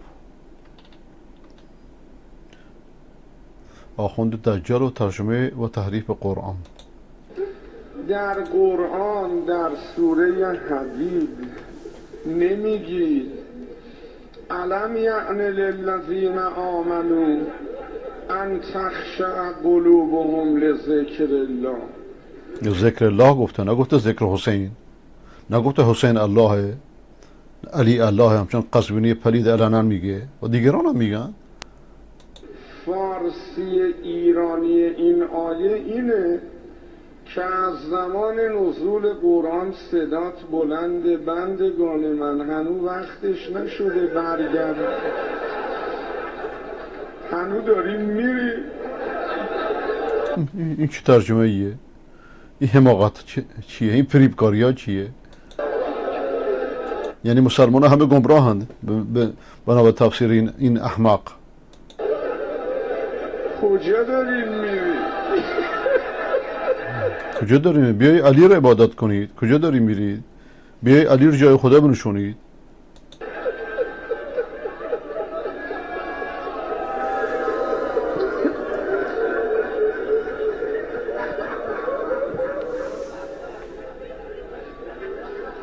بله.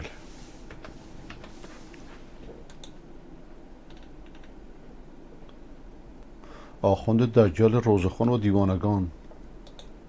وای وای سرت کو،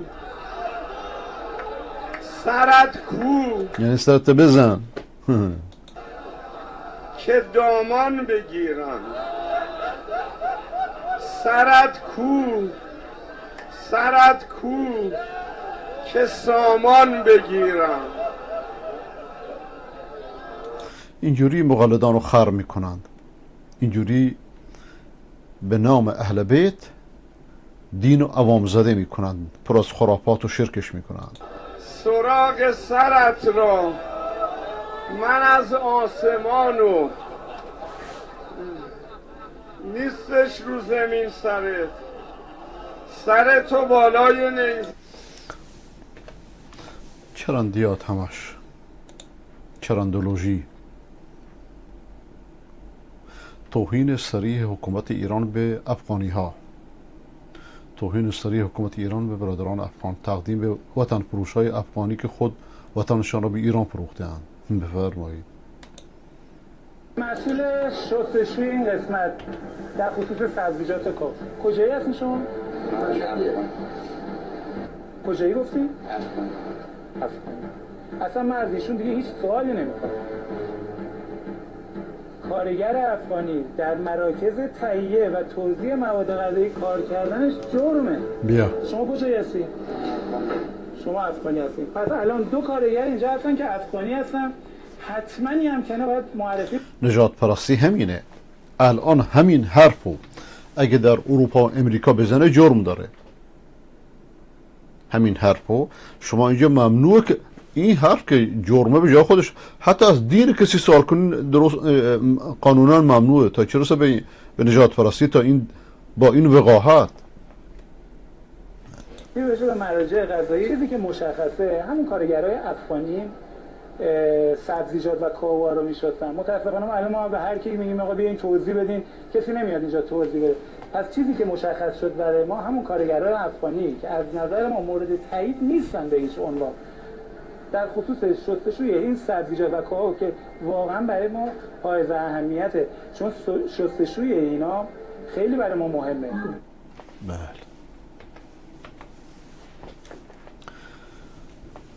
بله اینو از مذهبش گرفته. این زردشتیتی است، مجوسیتی است که در لباس تشیع ظهور کرده.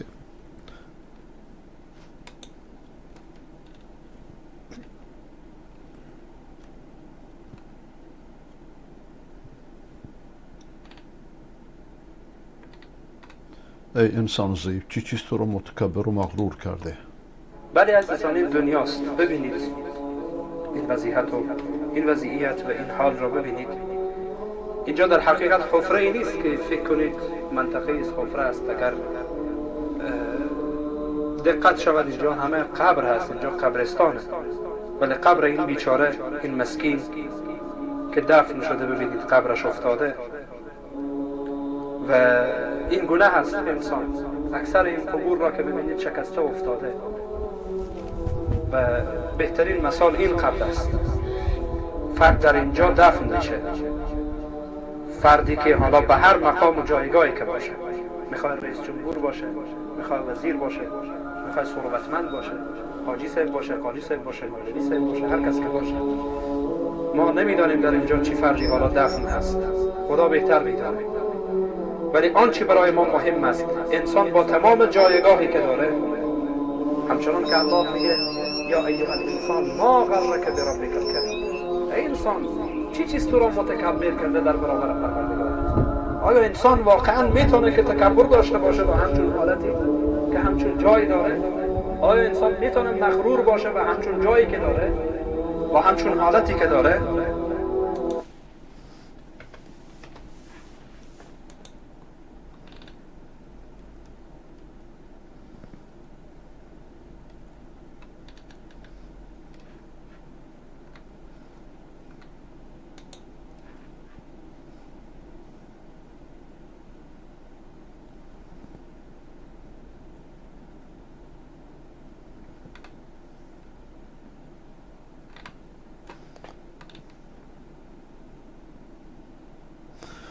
خداوند مشکلات شما رو آقای غوث الدین حل کنه. خداوند مشکلات شما و فرزندانتون رو حل کنه.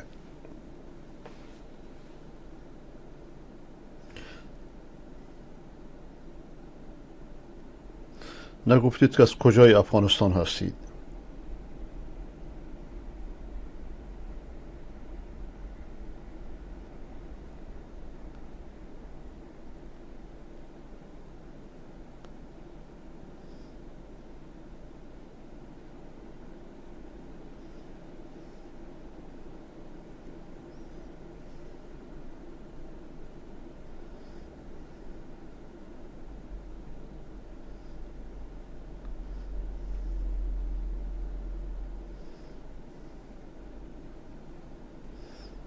بسیار خوب.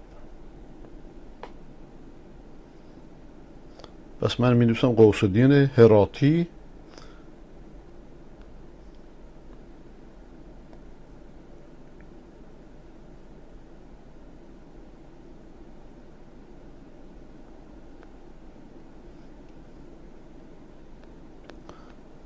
دوستان. بعدا من از بس که کارم زیاده یادم میره، ناچارم الان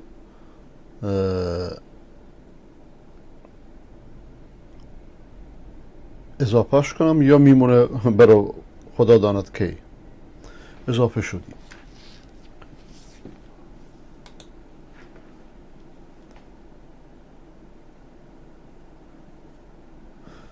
امام در نماز وتر یک سجده نکرد و بعد سجده سهو کرد. آیا نمازش درسته؟ بله، نمازش درسته.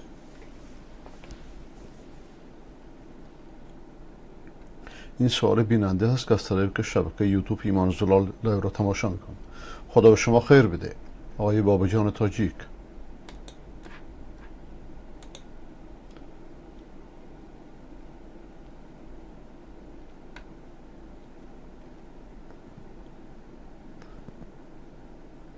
سود بانکی در نظام ایران غیر شرعی حکمش چیه؟ مادامی که ربا هست حرامه، چه ایران باشه چه غیر ایران.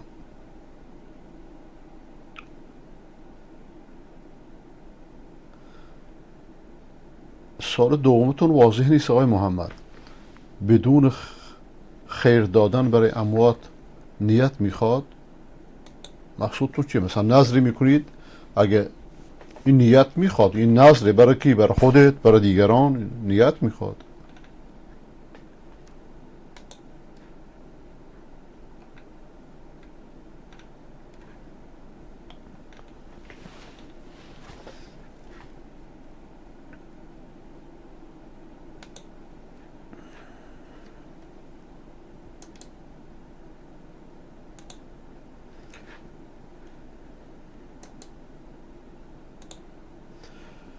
دوستان یه چند دقیقه به من اجازه بدید.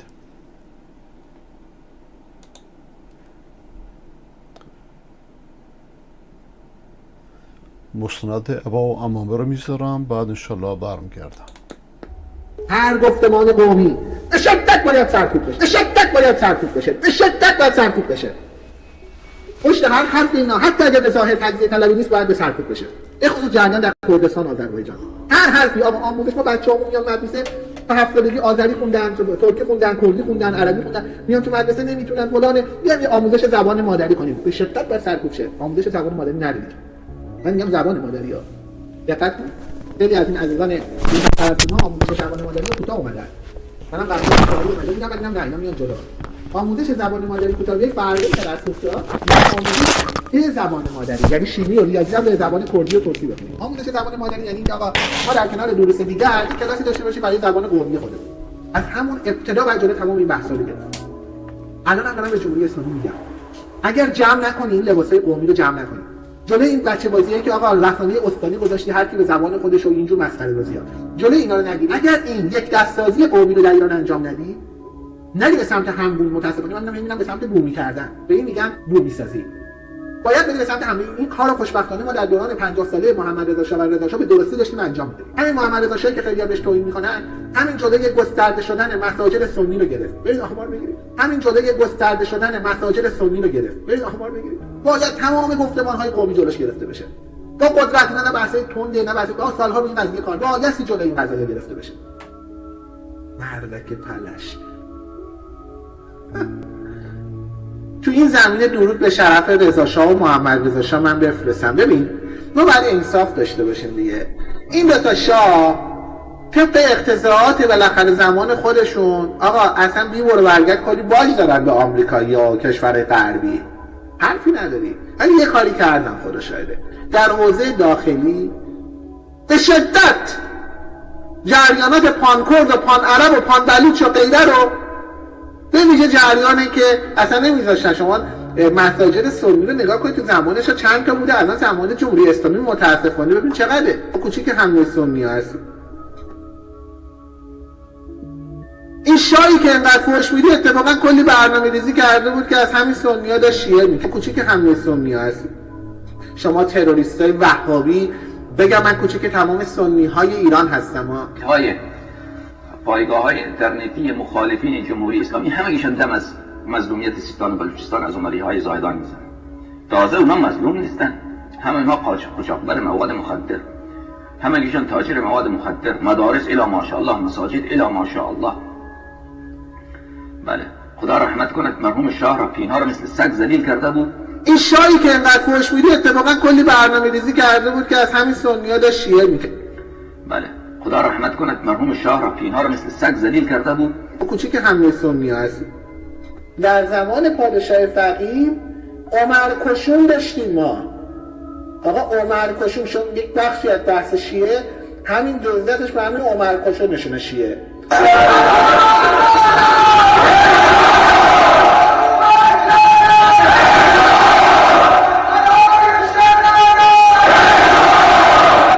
آقا عمر کشون شون یک بخشی از بحث شیعه همین جزئیاتش به همین عمر کشون نشونه شیعه. سنگت یا علی مدد، بر عمر حرامزاده لعنت، بر دشمنان اهل بیت لعنت، بر عمر ابوبکر عثمان عایشه و حفصه و هند و جود و مکم، معاویه شورای سقیف ابوعبیده جراح معاذ بن جبل عبدالرحمن بن عوف و هرمله ولد الزنا لعنت. کوچیک همه سنی‌ها هست. چرا همه حرفاتون تهمته؟ پس فطرتا،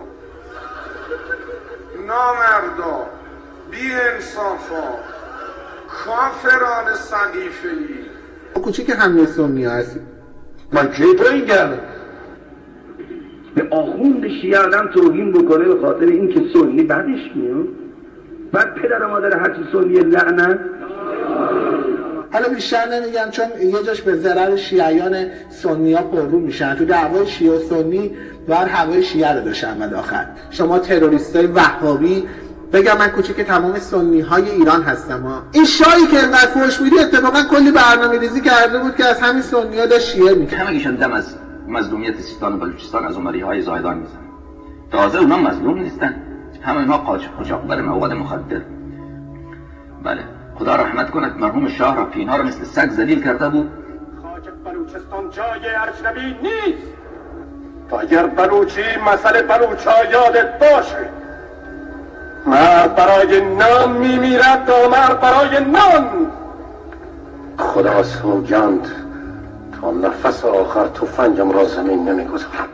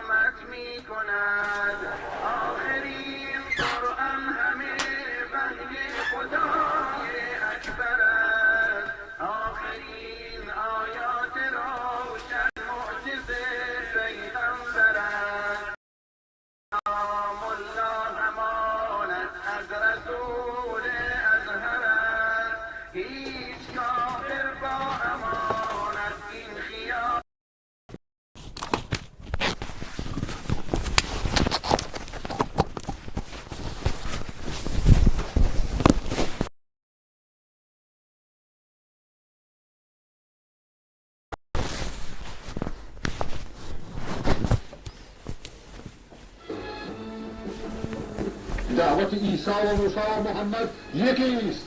دعوت توحید، دعوت اسلام، خداپرستی تنها. ای یهودیان، ای مسیحیان، ای مسلمانان، ای شیعیان، ای سنیان، بیایید این شرکه ها را دور بندازیم.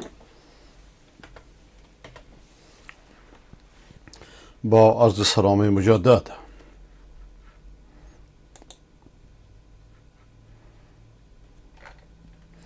دوباره بریم سراغ کلیپ هاتون.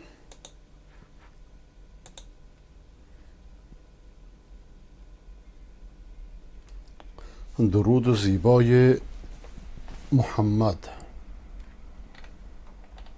علیه السلام. محمد اللهم صل على اسم محمد وجسم محمد وروح محمد ووضوء محمد عزم محمد وبزم جزم لحم عزم محمد عدل وصل فضل نسل جزل بزل محمد اللهم صل على يد خد حد جد محمد حسب نسب كسب جذب محمد عطف قطف عين زقن محمد اللهم صل على صدر خبر امر روضة قبر محمد نظر محمد وبصر محمد وفكر محمد وفقر محمد وعجز فخر محمد اللهم صل على أصحاب أزواج أولاد محمد اللهم صل على حياة ممات وفات ركعات زكاة محمد اللهم صل على رأس باس آس محمد عين زين قرب بعد بين محمد الله.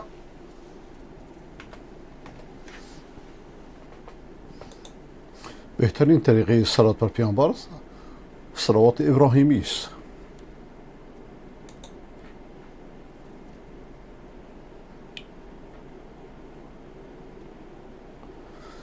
جریان شکلگیری طالبان در زمان مولانا محمد عمر به چه شکلی بوده؟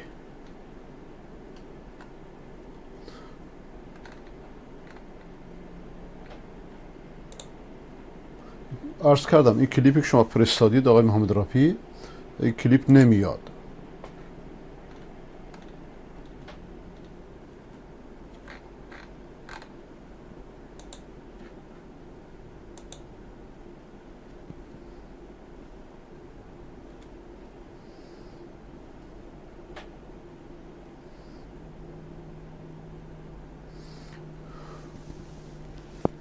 سلام.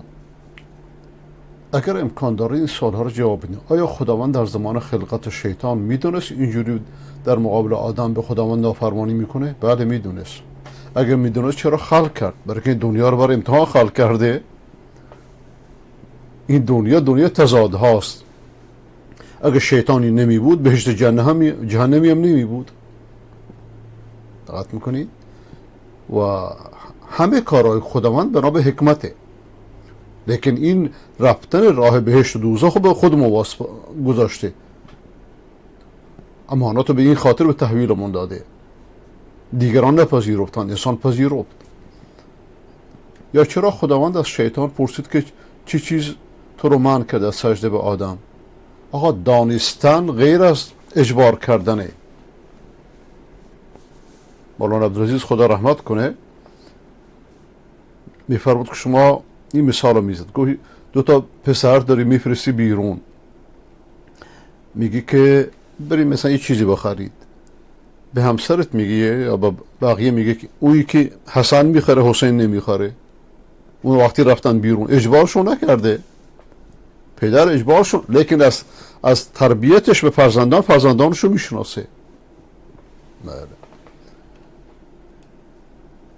چرا پرسید که چی چیز تو رو منع کرده از سجده به آدم؟ مگر خدا همه چیز آگاه خداوند به آگاهی خودش حکم نمیکنه. مثل حکام شیعه ایران نیست که حکم قاضی، علم قاضی رو چیز بدونند، حجت بدونند. خداوند علم خودشو بر مردم اتمام حجت نمیکنه تا اینکه عمل کردش ظاهر بشه. خب فردا شیطان میگفت که مثلا چرا من جهنم فرستاد؟ من میدونستم تو مخالفت میکنی. من هنوز مخالفت نکردم. منظورم از این سوالات این است که هر جوانی هر خوی و هر خوبی یعنی هر نعمتی از طرف خداوند است. آیا میتونم گفت هر بدی که برسه خدا بهش داده؟ نه، بدی رو انسان ما اصابکم من مصیبت فبما کسبت ایدیکم، خداوند بد نمیفرسته لیکن از بد خبر داره. دقت میکنی؟ خوبی ها رو خداوند توفیق میده، بدی ها رو خود انسان انتخاب میکنه.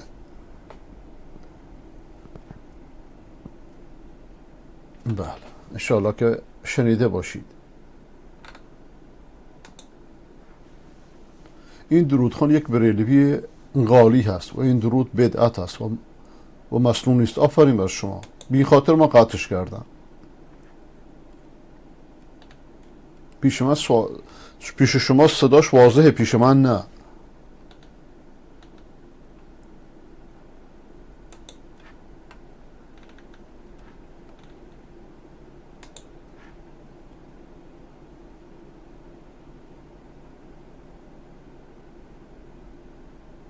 اگر شخصی هر گونه کار ما را انجام داد، ما در عوض پول یا یگان چیزی دیگر بدهیم جایز است؟ پول یا چیزی که اون قبول بکنه، هر دو جایزه، هم پول هم عینی، یه چیز مشخصی که اگر اون قبول بکنه بستگی بشه قبول کردن طرف داره.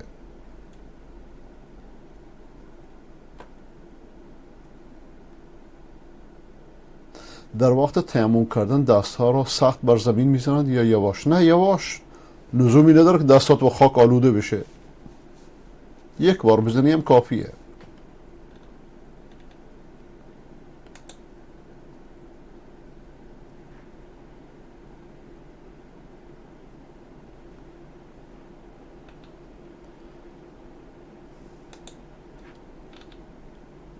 نشانهای قدرت الله. هل أتى على الإنسان حين من الدهر لم يكن شيئا مذكورا إنا خلقنا الإنسان من نطفة أمشاج نبتليه فجعلناه سميعا بصيرا إنا هديناه السبيل إما شاكرا وإما كفورا إنا أعتدنا للكافرين سلاسل وأغلالا وسعيرا إن الأبرار يشربون من كأس كان مزاجها كافورا عينا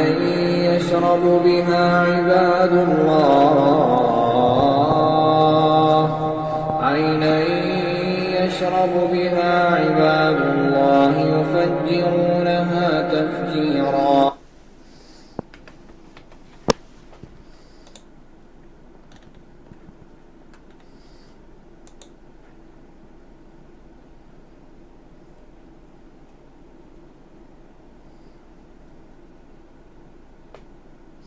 احتمال نمیدید که این شیخ‌های صوفی از طرف غرب و شرق سپورت و ترخص بشن؟ چرا؟ احتمال هست. استعمار از هر کسی سوء استفاده میکنه. استعمار شرق و غرب هر کسی رو که به مصلحت خودش بدونه استفاده میکنه، همچنان که از خمینی استفاده کرد.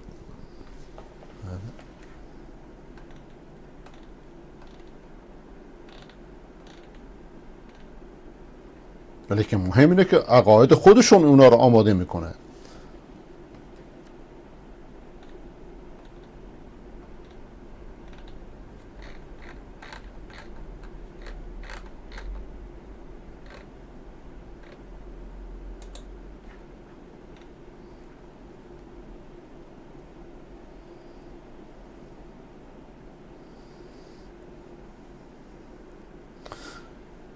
قبلی کلیپ بود، این عکس هست. خب این عکس رو گذاشتم، ظاهر نمیشه آقای محمد رفیع. این عکس در تلویزیون خیلی ریزه، یعنی خونده نمیشه. دولت اسلامی افغانستان، رهبر نظام امیرالمومنین، فلان اینا. این سلسله مراتب شما نوشتید.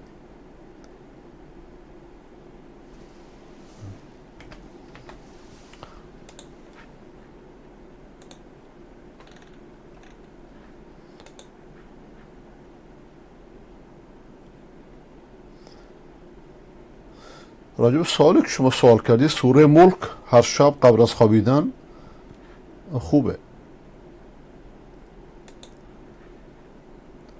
یکی فوت کرده باشه بعد برادرش شوهر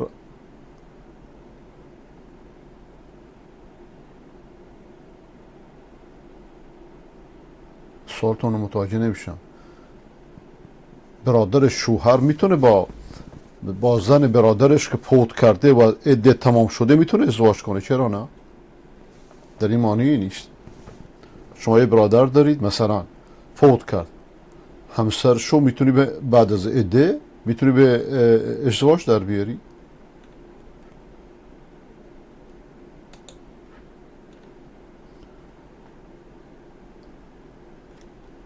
مولانا متوکل 1 دقیقه. خدا رحمتش در اسلام که کدام بازی ها رواست، او بازی های است که همچو یک روز از خود دفاع بکنی، از دینت دفاع بکنی، از ناموزت دفاع بکنی. او تیر زدن بود، او آبازی بود، او دویدن بود، او از دوانی بود، از ساری بود، به خاطر که در معرض تعرض قرار بگیری تو باید مقابله بتونی. او والیبال نبود، الا میدان برد. چی را برد؟ مرض تداوی کرد. فقیر غنی شد. چی شد؟ در کدام طرف رفتیم؟ اینمی مردم پس سر اسلام انتقاد اعتراض داره، سر احکام اسلام. حتی دنبال ازی نگشته که اسلام کدام دین است، صراط مستقیم کدام است.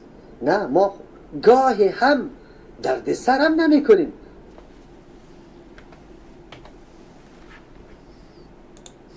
خداوند رحمتش کنه و راهش را پر برکت.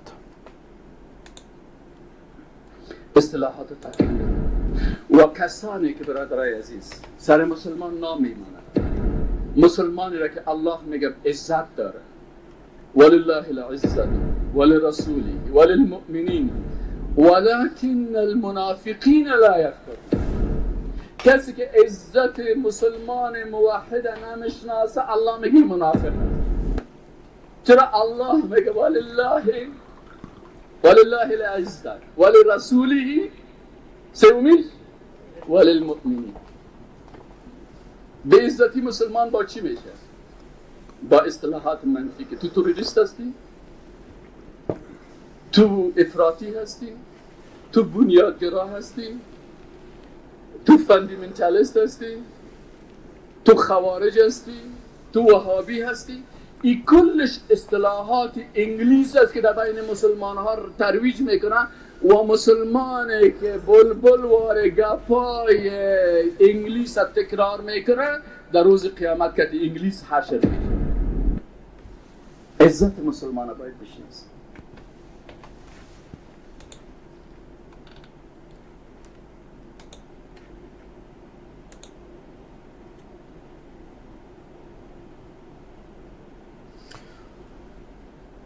آقای محمد افغان نوشته شعر زیبایی است، لیکن از کیست؟ شعر زیبا از کیست؟ بسم الله. جیبت کنه گیته نه که نه من و بلکه که مثلا برای انشاءالله ای عزیزان بیاییم تا قدر هم دیگر بدانیم. ای عزیزان بیاییم تا قدر هم دیگر بدانیم که دنیا رفتنی است و ما نمانیم. بیا تا مهربانی پیشه سازیم، به پول و مال خود خیلی ننازیم. چه آمد بر سر قومان و خویشان که گشته جمعشان انسان پرنشان. چرا فامیله ها از هم جدایند، چرا دوستان رفیقان بی وفایند، چرا دختر ز مادر ننگ دارند، پدر با بچه هایش جنگ دارند، چرا خواهر ز خواهر می گریزند، برادر با برادر در ستیزد چرا مهر و محبت کیمیا شد رفاقت دوستی عینی ریا شد نبینی خنده بر روی لبها نبینی خنده بر روی لبها نه روز آسایشی داریم نه شبها نه کس را لحظه آسوده بینی به صد غم جمله را آلوده بینی نه آسایش نه آرامش نه راحت همه مشتاق یک دم استراحت نبینی یک نفر را که کسل نیست پر از دلها و جای درد دل نیست نبینی یک نفر را که کسل نیست پر از دلها و جای درد دل نیست همه درگیر نوعی اضطرابند همه درگیر نوعی اضطرابند چون نفرین گشته دائم در عذابند به خداییم عزیزان راه کج شد به خداییم عزیزان راه کج شد از این روز زندگانی ها عوض شد چرا مردم عوض شد زندگانی چرا مردم عوض شد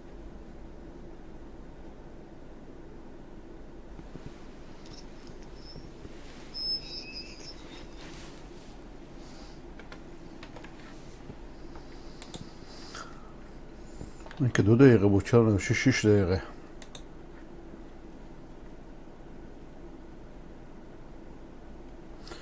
اگر درود ساختن جایز بود اصحاب رسول از عربهای پسی بودن هر کدام درودی اختراع میکرد و میخواند درود دعایه آدم به هر شکلی دعا کنه مشکلی نیست به شرطی که درش منکر نباشه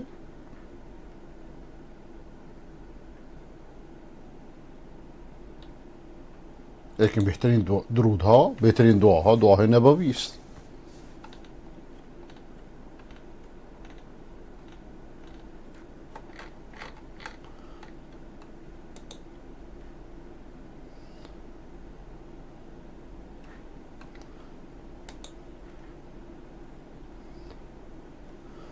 آقای امید از مشهد علیکم السلام داداش من 17 سالش بود رفته بود واسه کار به شمال و اونجا غرق شد آیا می شود گفت که الان در بهشت است یا نه اینو خدا جز خدا کسی نمیدونه لیکن کسی که غرق میشه حکمش حکم شهیده اگه مسلمان بوده اگه موحد بوده قبر پرست نبوده مشرک نبوده علی پرست نبوده پیر پرست نبوده اگه موحد بوده حکمش حکم شهیده حکم نماز جمعه چیست؟ آیا درست است در روز جمعه نماز پیشین را جماعت بخونید؟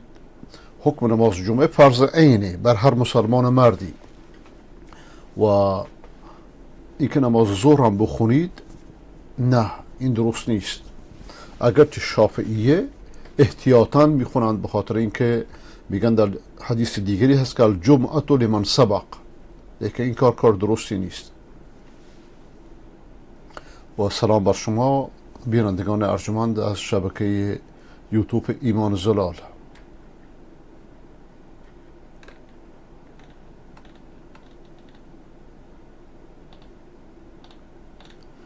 خب دوستان کم کم من رفع زحمت میکنم همه تون به خدای بزرگ میسپارم کلیپ هایی که براتون گذاشتم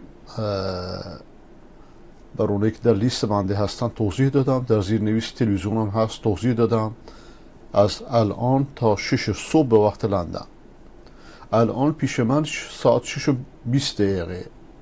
در ایران آیا 2 ساعت اختلافه 2.5 ساعت